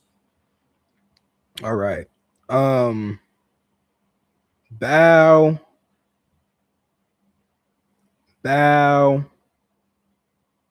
bow. So 1, 2, 3, 4, 5. 1, 2, 3. Yeah. So right now, I just drew the 12 planes of existence, right? Yeah, I know it's flipped on the screen, but I just drew the 12 planes, right? I put 13 for source, right? Now, although I speak about 12 planes, when they mention the three worlds where you have the spiritual, the psychic, and the material, that's just them grouping this shit up like this. So instead of it being 12 planes, you just group together planes 13 through 9, 9 through 5, and 5 through 1. Now you have 3. You see? So this is why I be saying that with the 12 planes, you can make it become 3 planes if you just merge certain planes together, my nigga. But I'm saying that shit because, nigga, there's a reason why we're not just all chilling with Source. That's because we want to be in creation. Now, I didn't say physical creation, right? There are wrong chart. I really meant to do this chart. There are many creations, right? There's creations on I gotta move my freaking I gotta be overlapping that motherfucker. So let me move my shit up a little bit like those, not a point. Yeah. So there's creations on all these other planets before you even get down here. You know what I'm saying? So your spirit's right here, and your spirit makes souls right here. And like inside of like this area right here, you're in your own universe, making your own creations, and you could visit other people's creations, even inside the astral plane too. Once you get down here, you're in the physical plane. Nigga, at some point, you at least desired to be in the astral plane. You know what I'm saying? And you eventually ended up here, right? Whether you consciously came here or you forgot who you were and you got tricked to be here or whatever the fuck it was. You know what I'm saying? You wanted to be in creation. Sophia is the part of ourselves that wants to be in creation. You see? You want to experience separation to some degree. Inside your own universe, you have your own creations. Everything is you, but it also seems separate from each other. At least inside that state, you are aware of what's happening. As you get lower, you kind of forget that shit.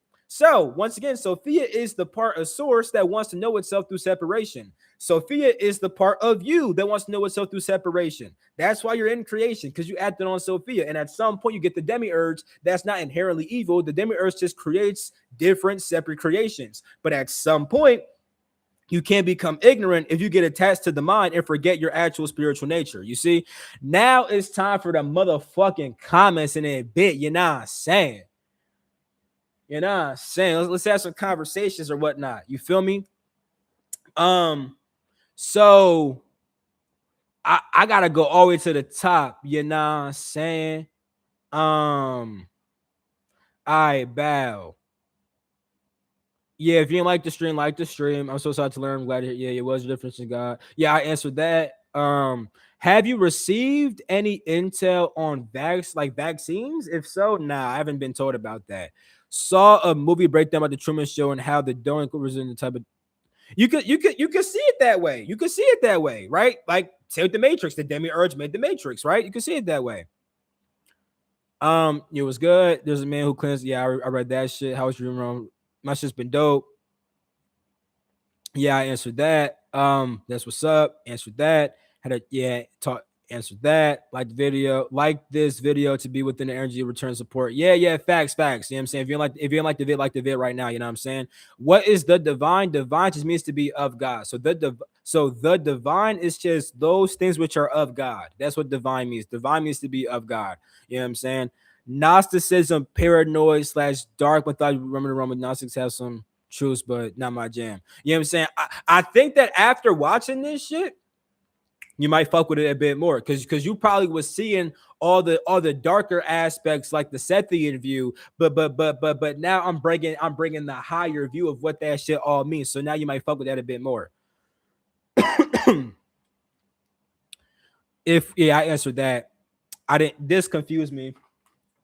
Let me see.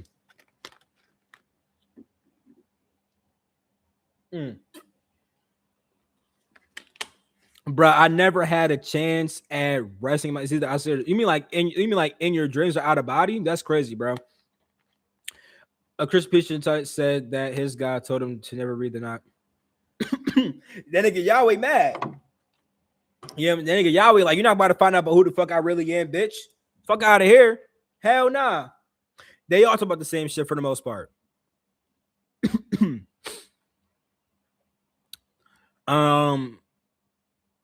Yeah, Unk, do we talk about this type of stuff? I think Unk thinks that they're actual beings, though, which I'm not mad at that. Once again, these principles can manifest as beings, but like they transcend just being a being, because they're also parts of you. I just got here, so I don't know if this question was asked, but when we die and see the white light and we avoid the white light, then what do we do? Do we say all that shit's some extra shit, bro? There's people who go through a white light, bro, and they don't get reincarnated, bro. You know what I'm saying? Like, instead of thinking about this shit, just attain gnosis. You know what I'm saying? Attain gnosis. Know yourself. When you know yourself, you'll be fine when you die. You'll just choose where you want to go. Whether it's through a white light, a black light, or orange light, you'll go where the fuck you want to go, type shit. You know what I'm saying? Um, Full circle moment. I started to learn about this stuff because I'm gonna confuse me. Then I looked at the vid that I saved my playlist with you, and I started watching you, now breaking this shit down. Yeah, you know what I'm saying? Yeah, I'm beyond. Yeah, not gonna lie. I'm like, yeah, I've read that shit. So all about perspective. I'm gonna put the charts aside the Discord. Join the Discord. He says, him. LOL. Oh, I'm definitely a Demiurge. Sorry. I'm dead. Do you think, but oh yeah, I read this, John. You know what I'm saying? Some souls are drawn to different systems. Do they talk about what is the experience of the paroma, or is no experience afterwards, as they're just principles? Nah, so you experience the paroma through the principles. Like, you, like, for example, knowing yourself as the divine, like the original Sophia, that's one experience of the paroma, having that wisdom of who you actually are. Because Sophia knows herself until she decides to step outside of that knowing. You see? So the experience of the paroma is through the different principles, right? Like one principle, let me see. Let me look at a John real quick. One of the principles is Zoe, which is divine life. So you experience that aspect of the paroma through feeling that divine light, through feeling that divine life. Another part of the paroma is compassion. So you experience it through compassion. Another part is justice. You experience it through justice. You see? Um, yeah.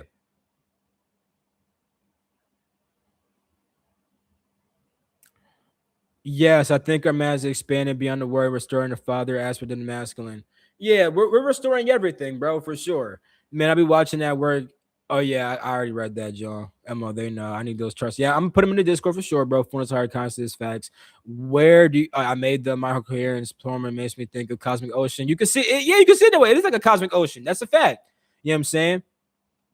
Consciousness, no, or maybe not. Wait, what?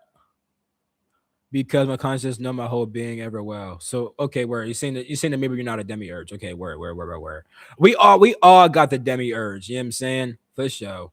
But it's just about, are we controlled by it or do we control it? You feel me? You know what I'm saying? Um yeah. These are examples of certain aeons for sure. So yeah, that's another way. You experience aeons through, like when you experience truth, that's one aspect of the paroma. When you experience peace, another aspect. Um Maybe the ones that view Earth as a trap, they view it also as hell. Because when you feel trap, it can feel like hell. That's why, yeah, literally, that's what it is. Yeah, you know what I'm saying? They think that it's hell because for them, they are in hell. Me, nigga, I'm not in hell, but them niggas are in hell. You know what I'm saying? I used to be cool for 2 seconds and my mindset changed. Basically, our higher self, oversoul, etc., all combined. You think? Are you asking? Is that what the paroma is? Because not in. I mean, you would the way you would see is that your spirit contains aspects of the paroma. Like your spirit contains truth, wisdom, mercy, justice. Like that's all inside of you. You know what I'm saying?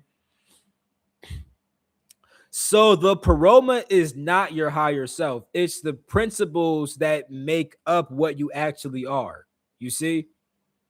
So it's pretty much just like different parts of your own energy, essentially.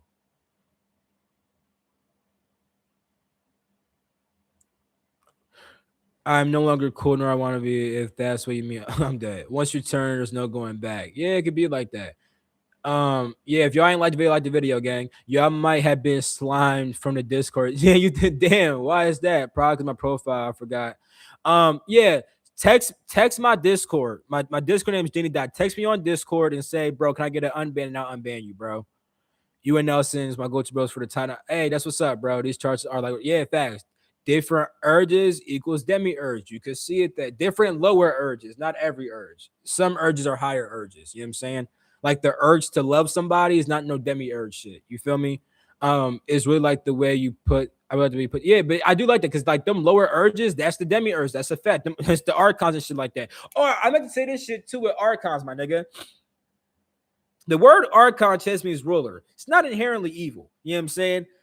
It gets seen as evil because the archons are just different intelligences that upkeep creation. And because they upkeep creation, for the people that's attached to creation, they're being bound to creation that's made by the archons, and they see it as evil. But the archon, see the demiurge, okay, so Sophia is the aspect of source that desires to know itself by going outside of itself. The demiurge is the one that makes certain creations outside of itself, and the archons are just different intelligences that upkeep those creations, good or bad.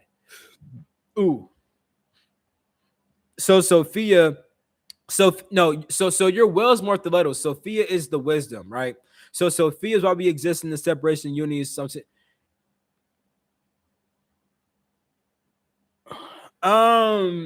Yeah, because Sophia is the part of you that wanted to be separate from itself. But you're never truly separate. You know what I'm saying? But yeah, like that's why you can be. But the thing is, even inside the Paroma, right? I said how there's still a like when it comes to the Ogadad, right? The Ogadad at the very bottom, you have divine human and ecclesia. That's divine individuality and divine connection with all things. You see? So there is a sense of individuality even in the pleroma. It's just that when you're an individual in the pleroma, you understand that you're one with all things, right? When you step outside of that, you actually might forget that you're one with all things. You know what I'm saying? But yeah, Sophia is the one that made you step outside of that. So spiritual growth is just, yes, literally. That's what all the systems are trying to teach. Literally. How to reunify back. The word religion literally supposed to, the word religion is supposed to mean the same thing as yoga, to reunify you back to the source. Yoga means to yoke back. Religion is to rebind you to the source. Over time, though, religion started binding you to lower things that were not the source. But the original purpose of religion was to just put you back at oneness with the divine. Um, I can't say more. Do you mean like which one you are? Because you're all of them. We are also creators. Yes. We are different too. Yes, we can be different. We come from the same, literally, we are the same thing expressing itself in different ways. We are the same energy. We are the same awareness, but different expressions of that same thing. Chris be crazy to do sometimes. We are just supposed to the creators to be outsiders. Yes, literally. Literally. That's exactly what it is. That's literally, and that's what the fuck the story's talking about. You know what I'm saying? Um, Not gonna lie, and all my dreams, I'm a perfect. That's what's up, bro. Where does Tiamat fall into all this? Tiamat is just a principle of, I'm pretty sure, chaos. Tiamat. I could be wrong. Let me see. Tiamat deity. Yeah, she literally is just a personification of chaos. You know what I'm saying? Bow. Tiamat is a primordial goddess of the sea and the personification of chaos. Like it literally tells you right here. Tiamat says chaos. You know what I'm saying? When they want to personify chaos, they said we gonna call that motherfucker Tiamat. And niggas love saying that, nigga, I'm Tiamat and Tiamat's my mom and shit. Nigga, Tiamat is a principle of chaos, my nigga. Tiamat could be synonymous with a pep.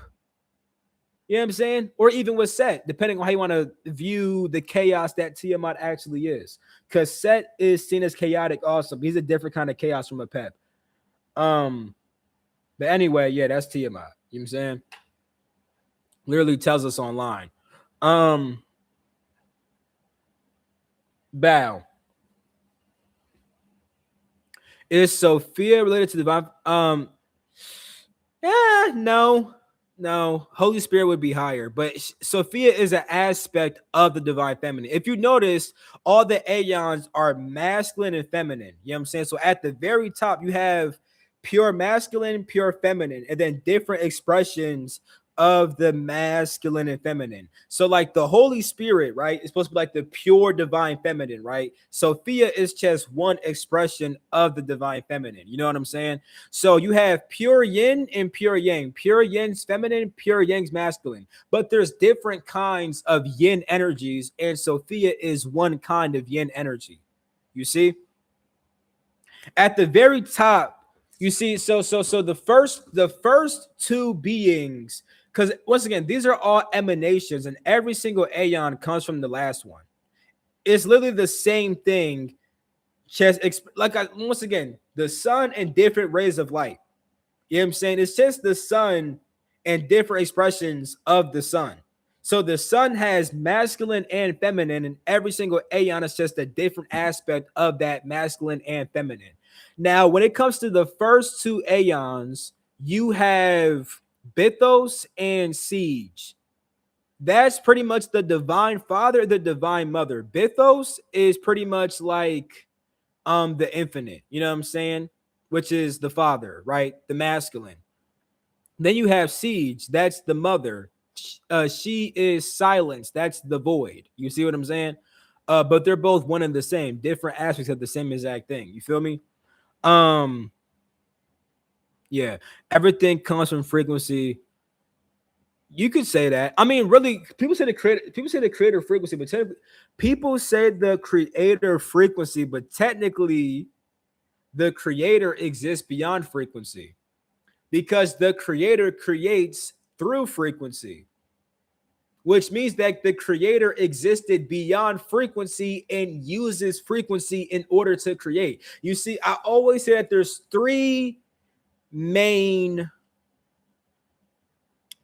three main things that make up reality: awareness, energy, and matter. But awareness manifests itself as energy when awareness begins to express itself and vibrate itself. That's when you get frequency and energy begins to vibrate. Depending on the frequency of vibration, that energy can condense into physical matter. You see? So technically, the creator actually exists beyond frequency, but it uses frequency in order to create and express itself.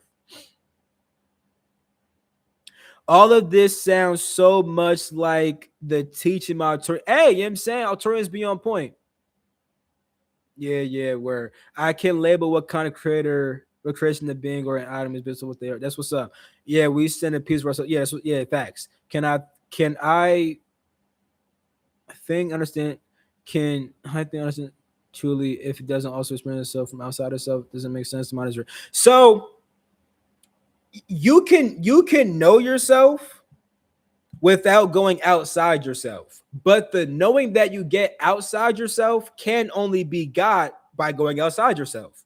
So, for example, when you are one with yourself, you know yourself by direct experience. There's no need to speak about shit. But like you have no descriptions for yourself. Like you wouldn't describe yourself as anything. You just know yourself. But when you step outside yourself, you can begin to describe yourself. You see? So I get what you're saying.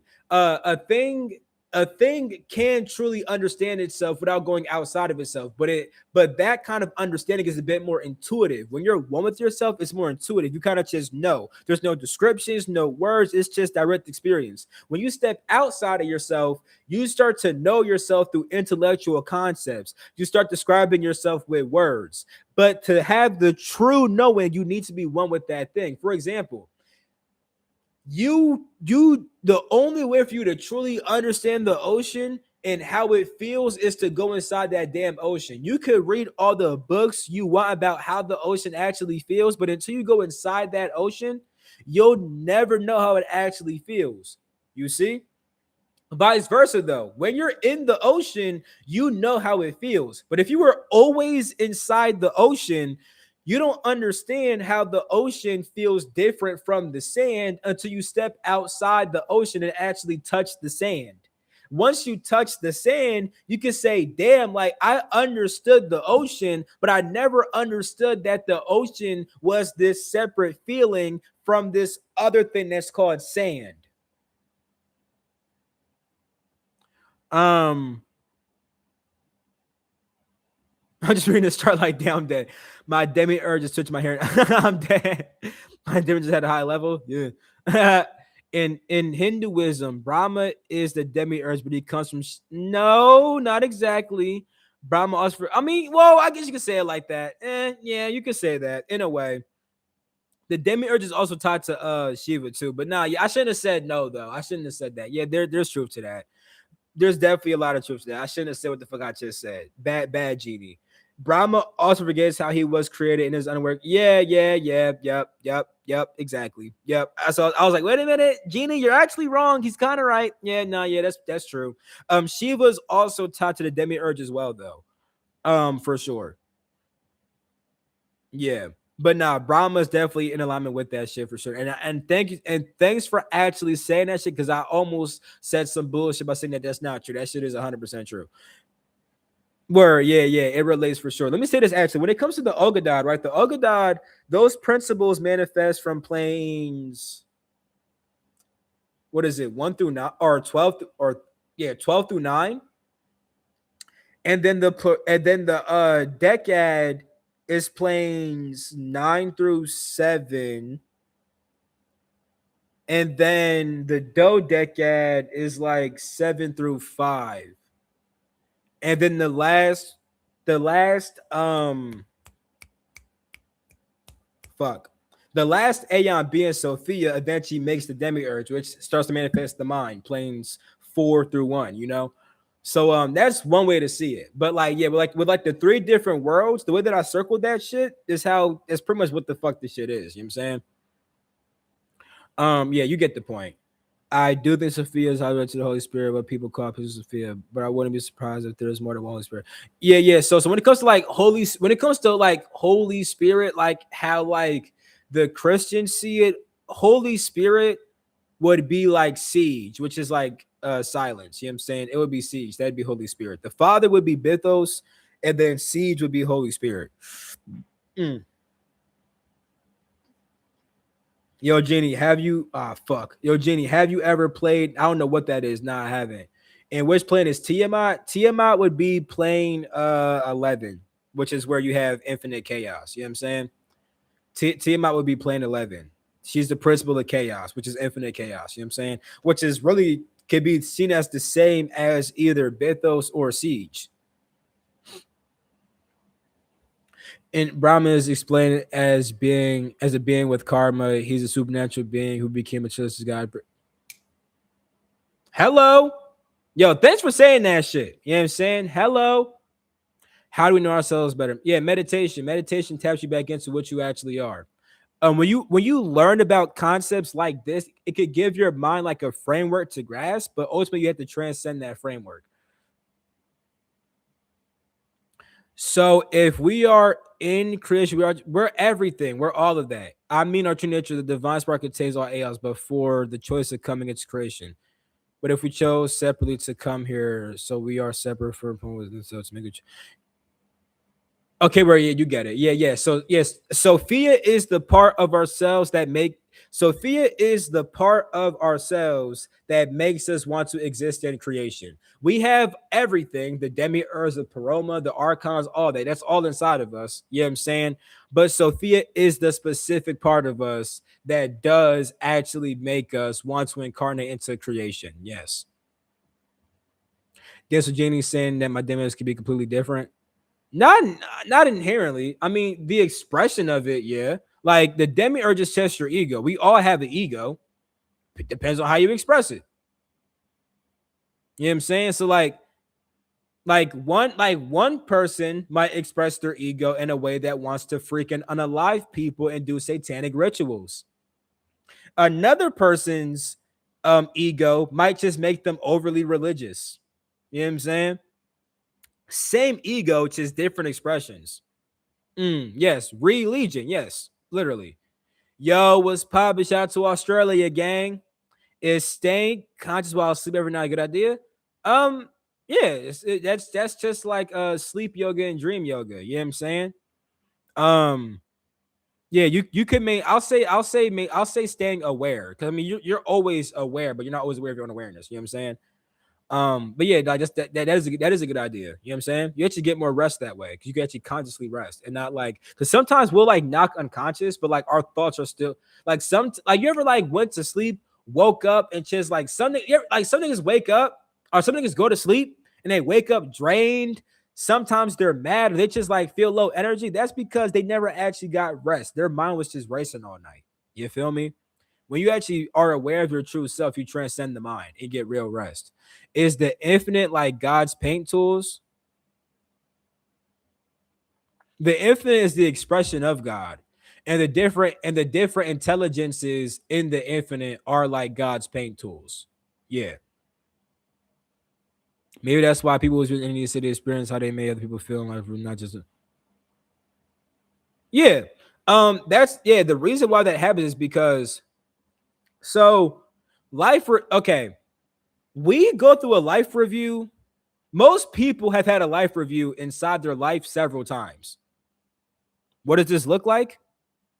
Reviewing your own life. You ever been on earth and say, you know, I wonder how what I did affected that other person? I wonder how other people saw me when I did that shit. We do that shit all the time. You know what I'm saying? We always have life reviews. We always review our lives. That we do that shit all the time because a part of us desires to understand through various different perspectives. Because different perspectives, when you unify them all, give you a holistic picture. You know what I'm saying? Yes, we learn through contrast. That's how the mind learns. You know what I'm saying? We don't have to only learn through contrast though. Like we can learn through direct knowing and intuition and pure oneness. But the mind uses contrast. Yes. It's Mary Tima was broke apart by the younger guys and they used her as a script material world. Yes, her kids are used. Yeah, literally. So this is like literally like, what's like chaos is infinite, right? Infinity is inherently chaotic because infinity has no structure. You know what I'm saying? So, in order to make creation, you need to create order. Order literally limits the infinite because it puts that infinite chaos into a certain structure. That's what is meant by Tiamat was broken apart. Instead of having this infinite chaos, they just established order inside that bitch. You know what I'm saying? What can be able to ask for LBE? If like women but see darns but like by even meditation, it's like not having an open third eye. So would Marduk be a demiurge if he is the one who slayed her? No, not inherently. Let me see something real quick. Because I will say that when it comes to different deity systems, some systems mix two principles together. That's the thing also. Let me see some Marduk deity. Um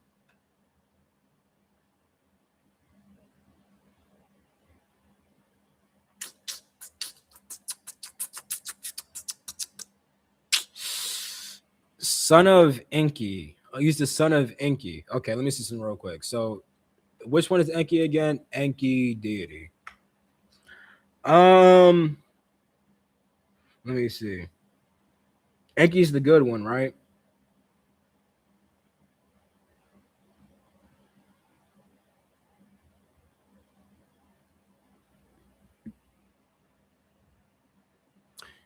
Is Enki or Enlil the good one?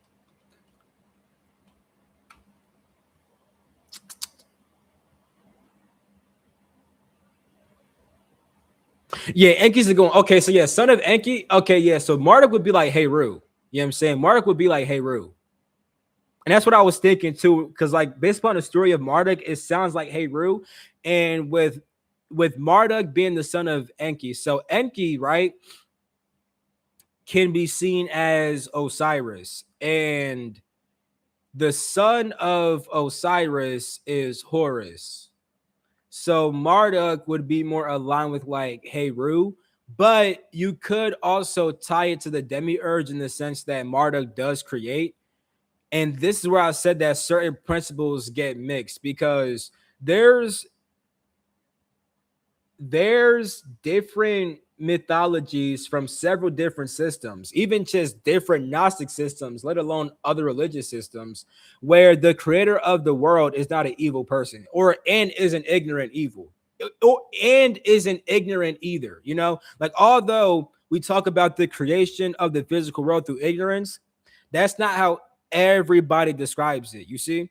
And this is why it's also said that the demiurge works for the Most High, because the demiurge does work for the Most High God. You know what I'm saying? In fact, the demiurge is the Most High God. So when viewing the demiurge in a positive way, yes, it's like Marduk is like a positive demiurge that's linked with Heru. This is like if Heru were to master the principle of Set and then make beneficial creations. You see, it's kind of like that.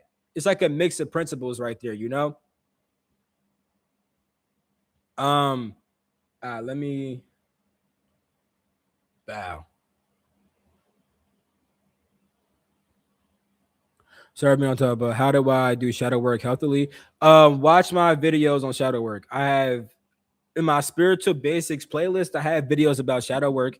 To keep it simple, you're just looking at the parts of yourself that you typically don't like to look at, accepting those things, understanding why you have those parts of yourself, and learning to transmute them. Anki, yeah, where his brother's the one who did the flood. Where, yeah, Anki, Blanky, I'm dead. Yeah, that makes sense. Do you think Enlo and Inky were real people? If not, no, they're not real people. If not, are there necessarily think these deities were literal stories? No, I don't ever like. All right, so these principles really did make humanity, and different beings did embody these. Like, understand when it comes to these principles, right? These principles can be embodied by humans, aliens, any being in creation. So there are beings in creation which embody these principles. For example, I mentioned how, like reptilians, right? Like the demiurge sometimes gets seen as a reptilian, mainly when it's called Saklas, right? Like, let me look it up real quick. Let me take off the chat real quick. Is Saklas a reptile? Um,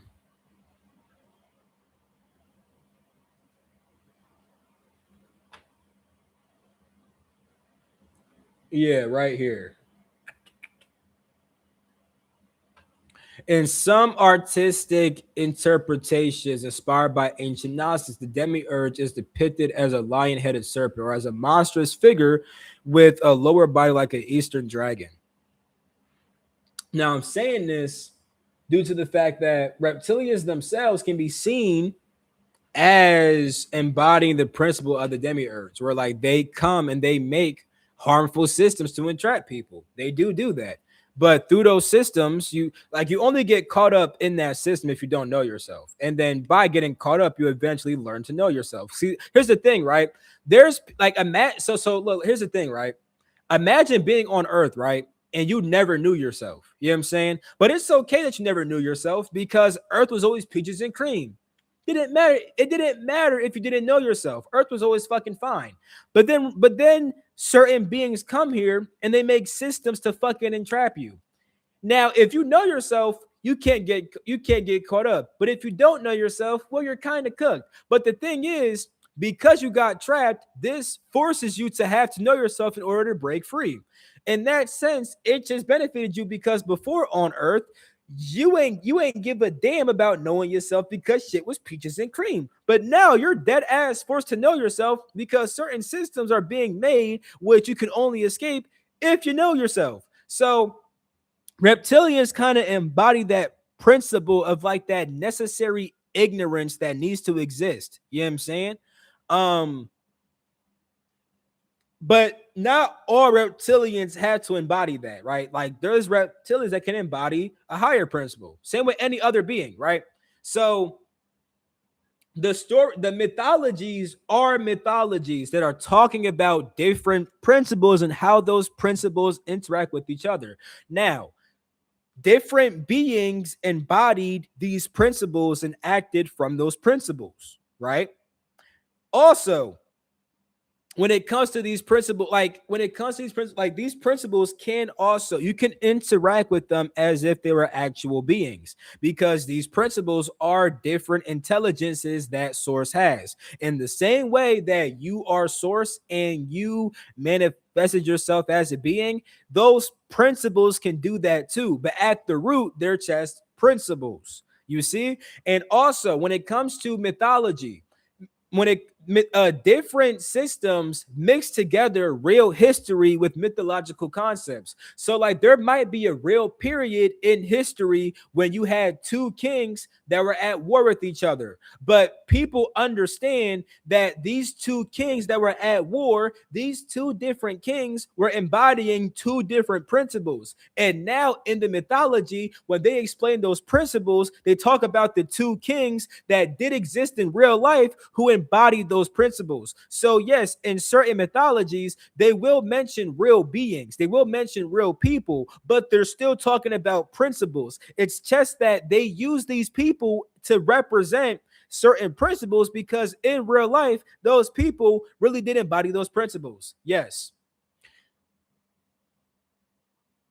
Yes, literally. It's what makes you different is that when you talk to certain principles, like if you talk to Sophia, you're only talking to Sophia. But with us, we have all the principles. Like think about it like this, right? And I loved when I was showing it in my head like this, right? Imagine that you have God, right? You have God, and all that exists is just God. At some point, God is like, damn, I want to create some shit.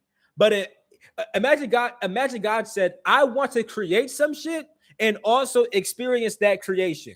So in order to do that, God made different principles to upkeep creation. Now, once God made all those principles, God said, okay, now that we have principles that upkeep creation, now it's time to be born into creation. And then God will begin to birth itself in creation. And when God does that, God embodies all the principles, because all these principles came from God. So you embody every single principle. However, some humans can choose to tap into one principle specifically. That's when you start getting certain priests and priestesses. When you understand how the Egyptians ruled their society, it can give you more clarity as to how this thing actually works when it comes to embodying principles. So, for example, with the Kemetic system of government, you had the pharaoh. He's at the very top. Now, right under the pharaoh are the different priests and priestesses. Now, these different priests and priestesses, they embody different deities. They embody different principles. One priest is a priest for Anubis. One priestess is a priestess for Isis. So they dedicate their life to embodying one principle. They could tap into other principles, but for this life right here and for the purpose of society, they are choosing to embody one principle. But the pharaoh embodies all the principles, and the pharaoh being the one that embodies all the pharaoh being the one that embodies all the principles, the pharaoh's able to tell all the priests and priestesses what to fucking do, because it's like, motherfucker, I embody all of you and I am the source of all of you, and I tell all of you how to fuck to interact. So yes, some people can choose to embody one principle, or you can embody all of them. All set won't leave me. Hey, you know what I'm saying? That oh shit, yo, what's poppin', sis? I just peeped that was you. Yo, what's poppin', sis? Yeah, when it comes to a set, that's your soul's wisdom. That's your soul's intuition. That's literally the part of yourself that's able to know things by direct experience. You know what I'm saying? So, like when people feel drawn to different principles, that's just a principle activating inside of you. And yes, you can talk to it and be like, oh my God, I'm talking to Enki, I'm talking to Enlil, I'm talking to Ra, all this shit. But really, it's just different principles embodied, or it's different principles activating inside of you. With this question right here, the benefit of embodying one principle would be like, for example, there was a period of my lifetime when I was only really embodying the principle of Osiris, aka Asar, right? That's the soul. As I did that, I got more connected with my soul. Now, I did also work with Aset, Nebathet, Set, Nut, Geb, all the deities in the tree of life. I have a whole course about that shit. I work with all the motherfuckers, but at different points, I would embody mainly one to get the attributes of that one thing. With Asar slash Osiris, it started getting really weird because I don't want to say I was able to manipulate souls, but I could do shit where like I could tap into my soul, but then also feel what someone else's soul feels like, then have them do something. Like it was really weird. And when I got that deep, I was like, all right, I'm not a let me not because like literally it happened randomly at first where like I would just be meditating on Asar, right?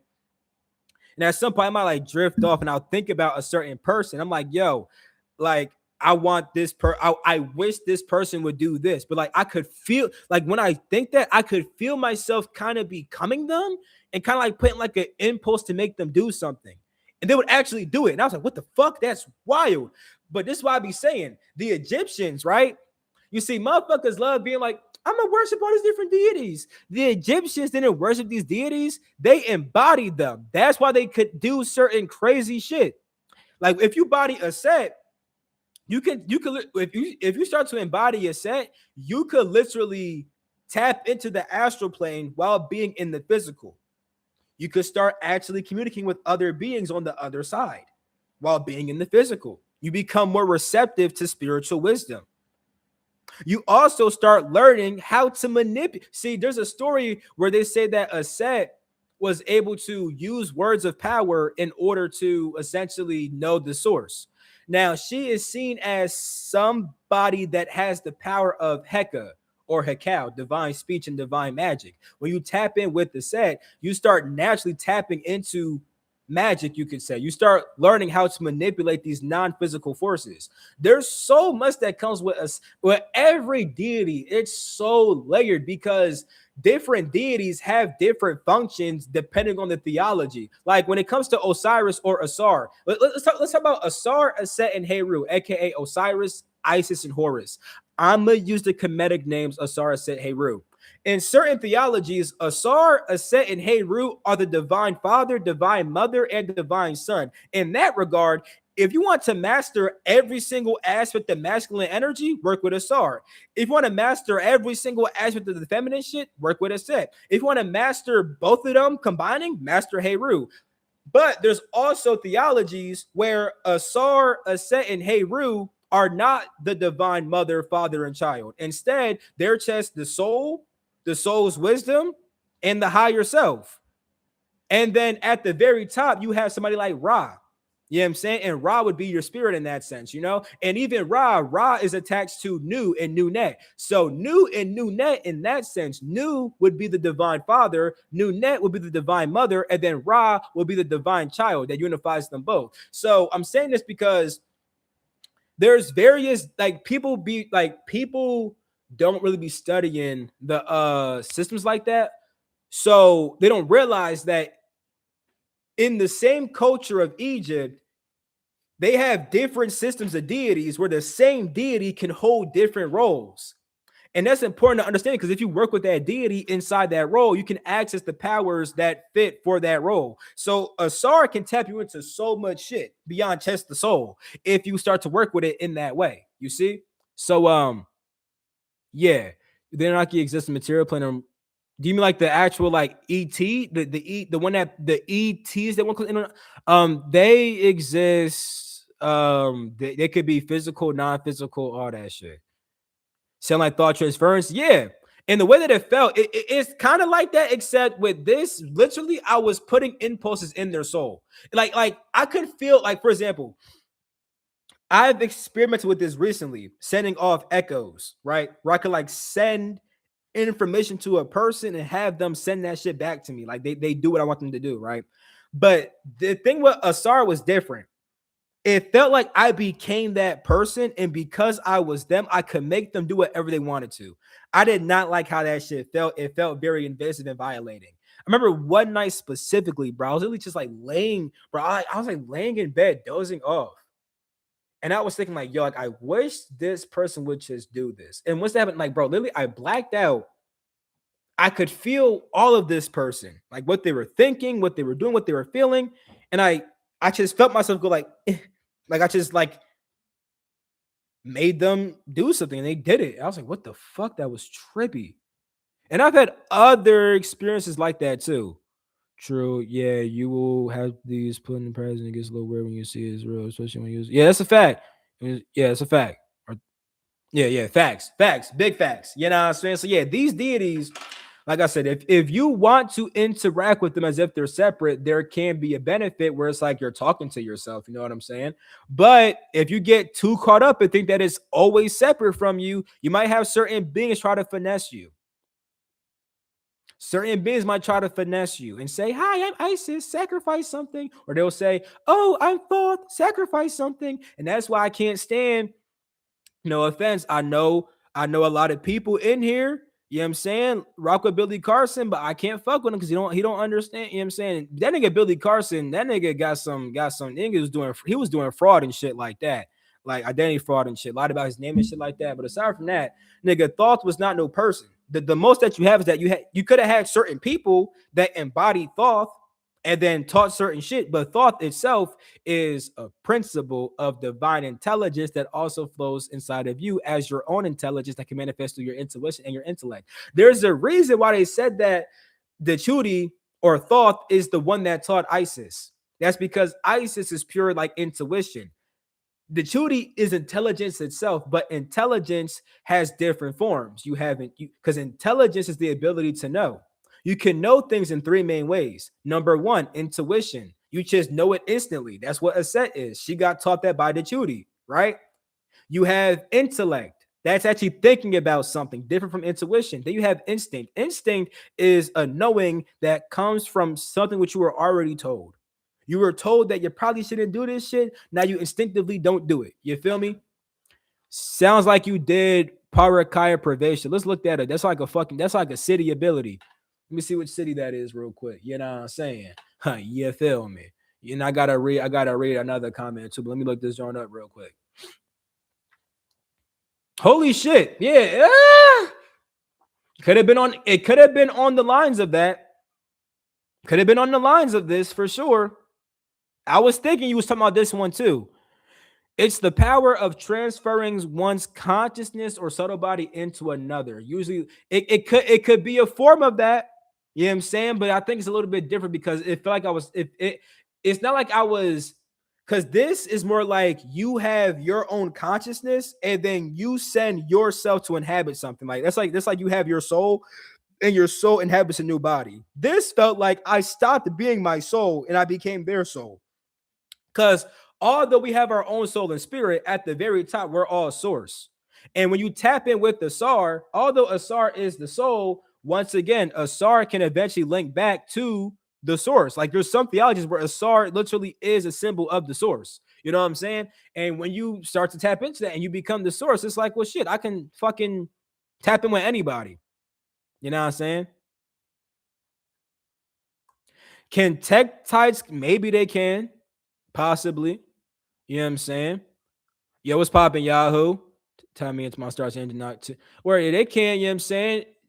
Tech tights tend to, especially motivate, will speed up your journey. Tech tights will speed up your journey in general. And if ETs are a part of that, then yes. Now, if ETs are not a part of that shit, then you'll just speed up somewhere else. It's like indigenous people entering animal forms. Yeah, they do that. Some of them just shapeshift their ass. You know what I'm saying? But yeah, they also enter into the forms also. They be going inside their cat and shit.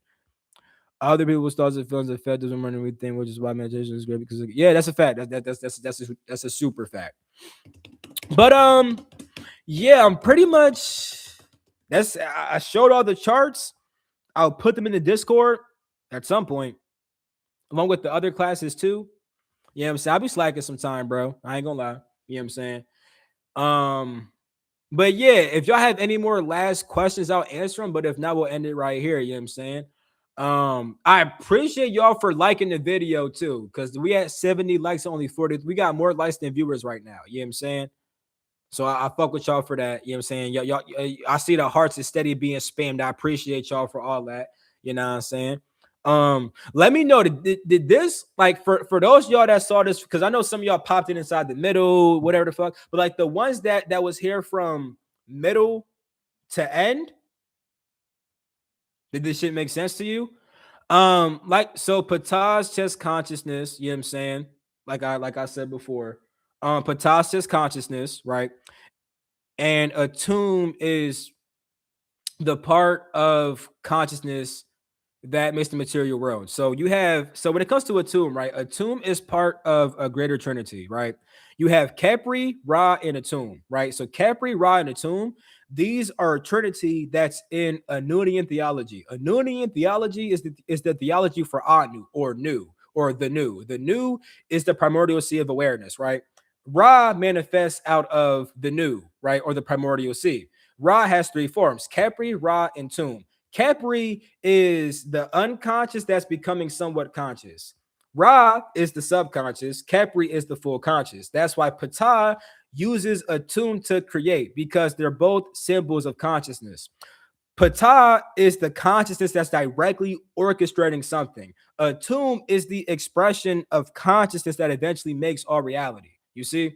So yeah, Ptah is literally consciousness. And I like to just keep it at, because you like, when you understand what that is, you see how massive it becomes, because you have the three main deities: Amun, Ra, and Ptah. And then with those three deities, they have their own trinities. So in Amun, right, you have Amun, Mut, and Khonsnu. You have Kepi, Ra, and Atum. You have Ptah, Sekhmet, and Nefertim. You see? But when it comes to Amun, Ra, and Ptah, that's pretty much the unconscious, subconscious, and the conscious. You know what I'm saying? Yeah. And at the very top of that is Neber Djur. That's like the source, you know. Neber Djur, the source manifests itself as, or the source manifests itself as awareness, and awareness has three states: unconscious, subconscious, conscious. In fact, it's even seen inside the planes, my guys and my girls watching this, you know what I'm saying? Bow. Let me bow. You know what I'm saying? And it's the same as like how they be saying Shiva, Vishnu, and Brahma. Yeah, Shiva is Amun, Brahma is Ptah, and wait, Shiva is Amun, Vishnu is Ra, Ptah is Brahma. You know what I'm saying? Plane number 12, that's Amun, the pure observer, the hidden one, the pure awareness that's not even fully aware of itself. This is existing there. The absolute is Ra, the infinite in the void, the intelligence, that the infinite potential that formed itself out the void. When you look at the story of Ra, Ra forms out the noon. Yeah, that's the absolute. Primordial plane is simply just Ptah. This is where you have consciousness that begins to express itself. And consciousness can break off into different families of consciousness, you see, that have their own unique expressions. So this is why another name for these planes are the Brahmic plane, the Vishnu plane, the Shavik plane. Shavik relates to Shiva, which relates to Amun, which relates to pure awareness, right? The Vishnic plane relates to Vishnu, which is also Ra, the sustainer, the intelligence that formed itself out the void, the infinite potential that formed itself out the void. Then you have the Brahmic plane, which is linked with Brahma or Ptah, the consciousness that actually creates all of reality. Yeah, yeah. I do my best to. Let me read. I do my best to avoid being by myself with others when it comes to this family, because I do start to. Yeah, that's a fact. That's a fact. That's a fact. That's a fact. Things do the animations. Got here. You're only aware of your when you think you're only aware of. Yeah, that could happen. You know what I'm saying? Do you think you can be in a state of gnosis but not receiving intuitive downloads, test B, or do you think that you cannot be in a state of gnosis without clear? Nah, so gnosis would just be direct knowing, right? Like you would just know. Like it kind of just ends there. Like fuck even having it. Because when you get downloads, right? When you get an intuitive download, your intuition is typically picking up on something that's being translated through your mind into words, right? But like pure gnosis is just like, nigga, I know. It's like enlightenment. You know what I'm saying? And when you have gnosis, you can get downloads from your gnosis. Like your divine knowing can be turned into intellectual understanding. That is a thing for sure. The same way that like Gnostics built their system by having gnosis first. Like Gnostics had the gnosis first and then turned it into a whole entire fucking system. You know what I'm saying? The Demiurge of Sophia, yes and no. I say yes in the sense that technically, nigga, everything is everything. So is Bithos eventually becomes Sophia that becomes the demiurge. But in the system, they're supposed to be separate. The demiurge is produced by Sophia's longing to know. You know what I'm saying? Technically, though, right? The reason why the aeons are called emanations is because they come from. So you have the sun and the rays of light. The rays of light emanate from the sun.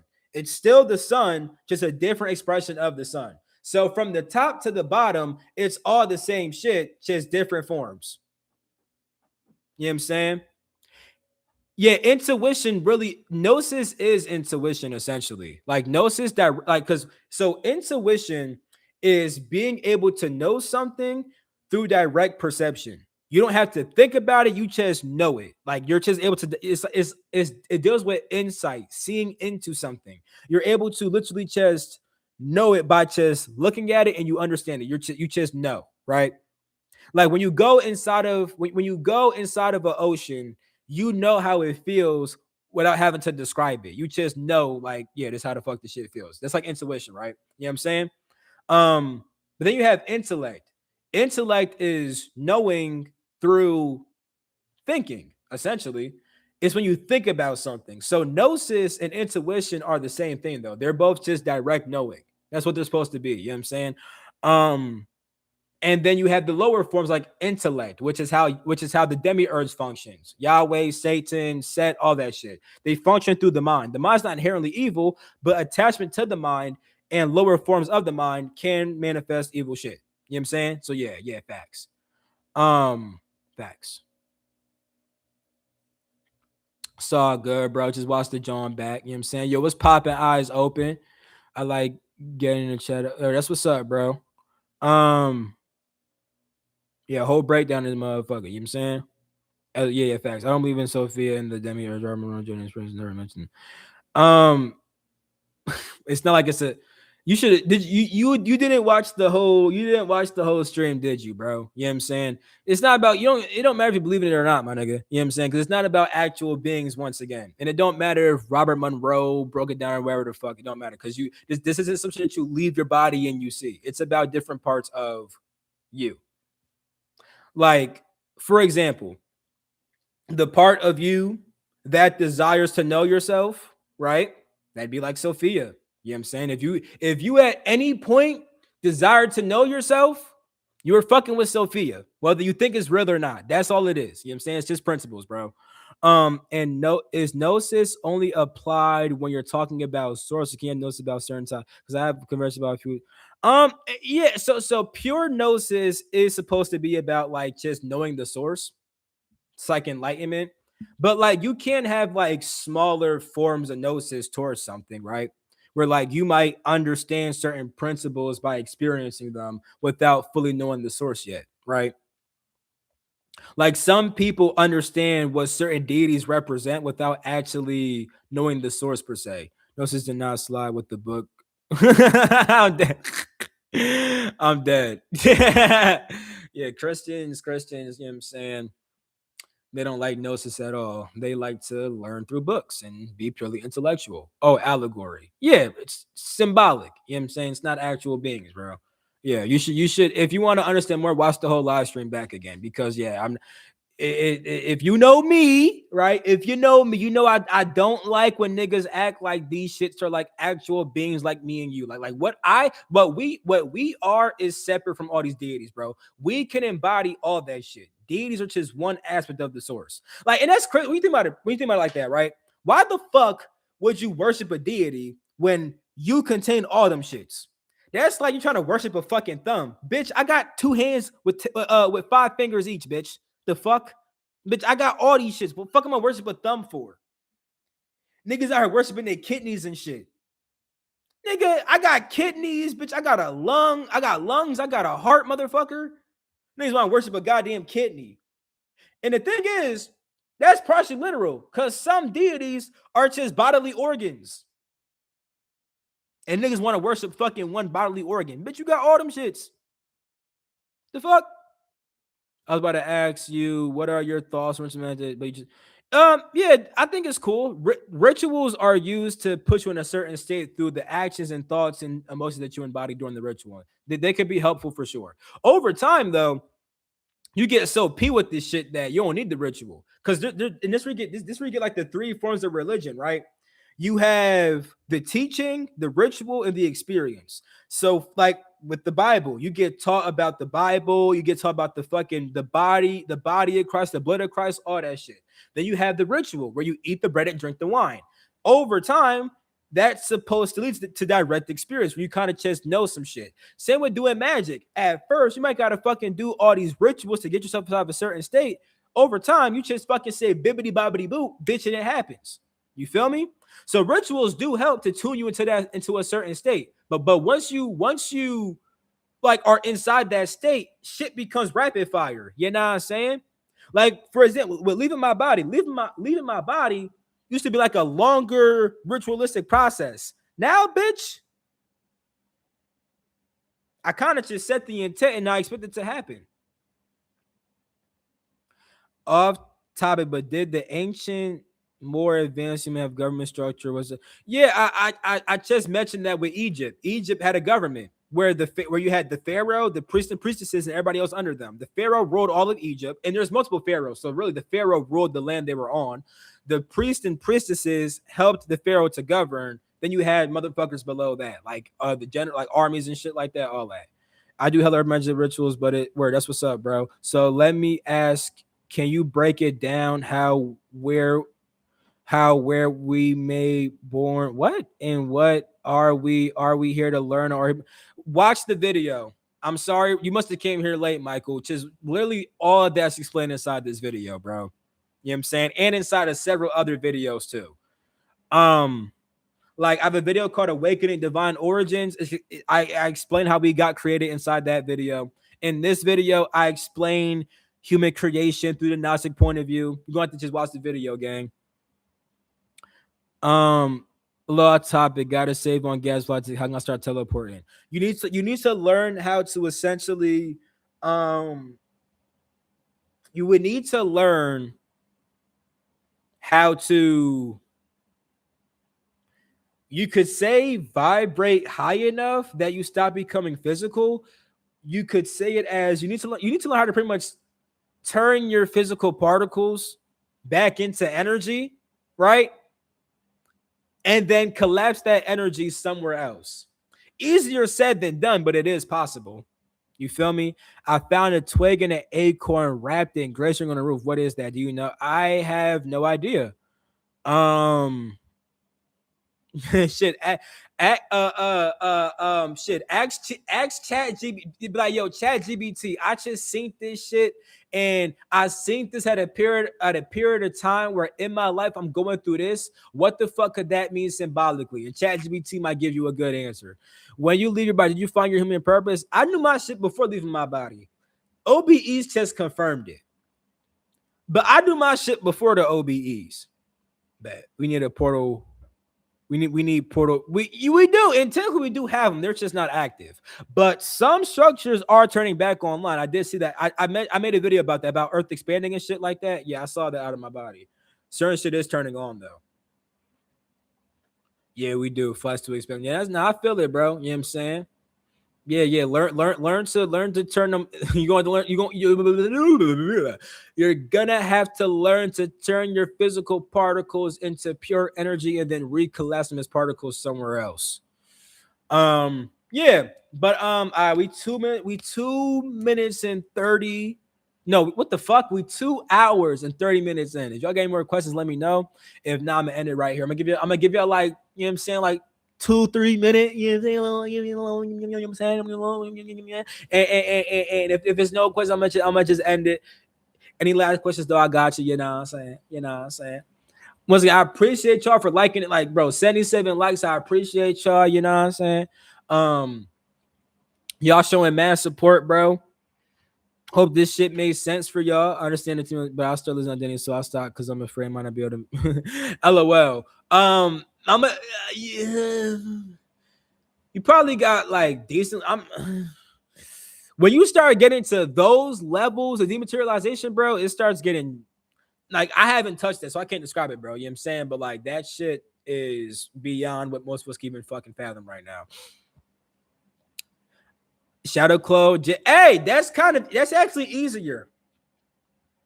That would be well, for that one, there's different ways to do it. You could either just make a thought form and then make that become physical, or you could leave your body and then collapse your astral body into a physical body and then have two physical bodies. Certain monks do that shit.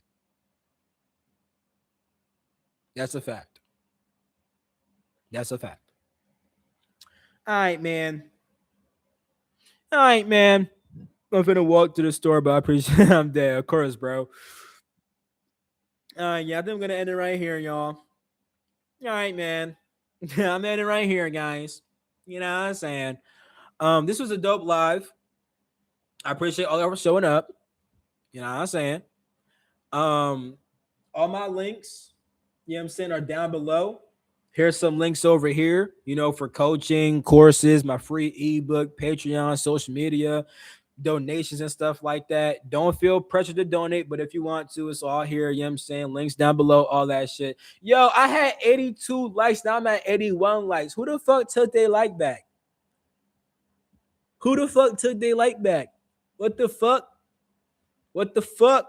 Hey, man, I'm gonna need that like back, gang. But I'm gonna end this stream right here. We live as fuck. You know what I'm saying? Might go live tomorrow, might not. We gonna see. Be on the lookout for that. My man is John right here. I love y'all. I'm gonna catch y'all. Peace. The freak out. You smell me? Hey.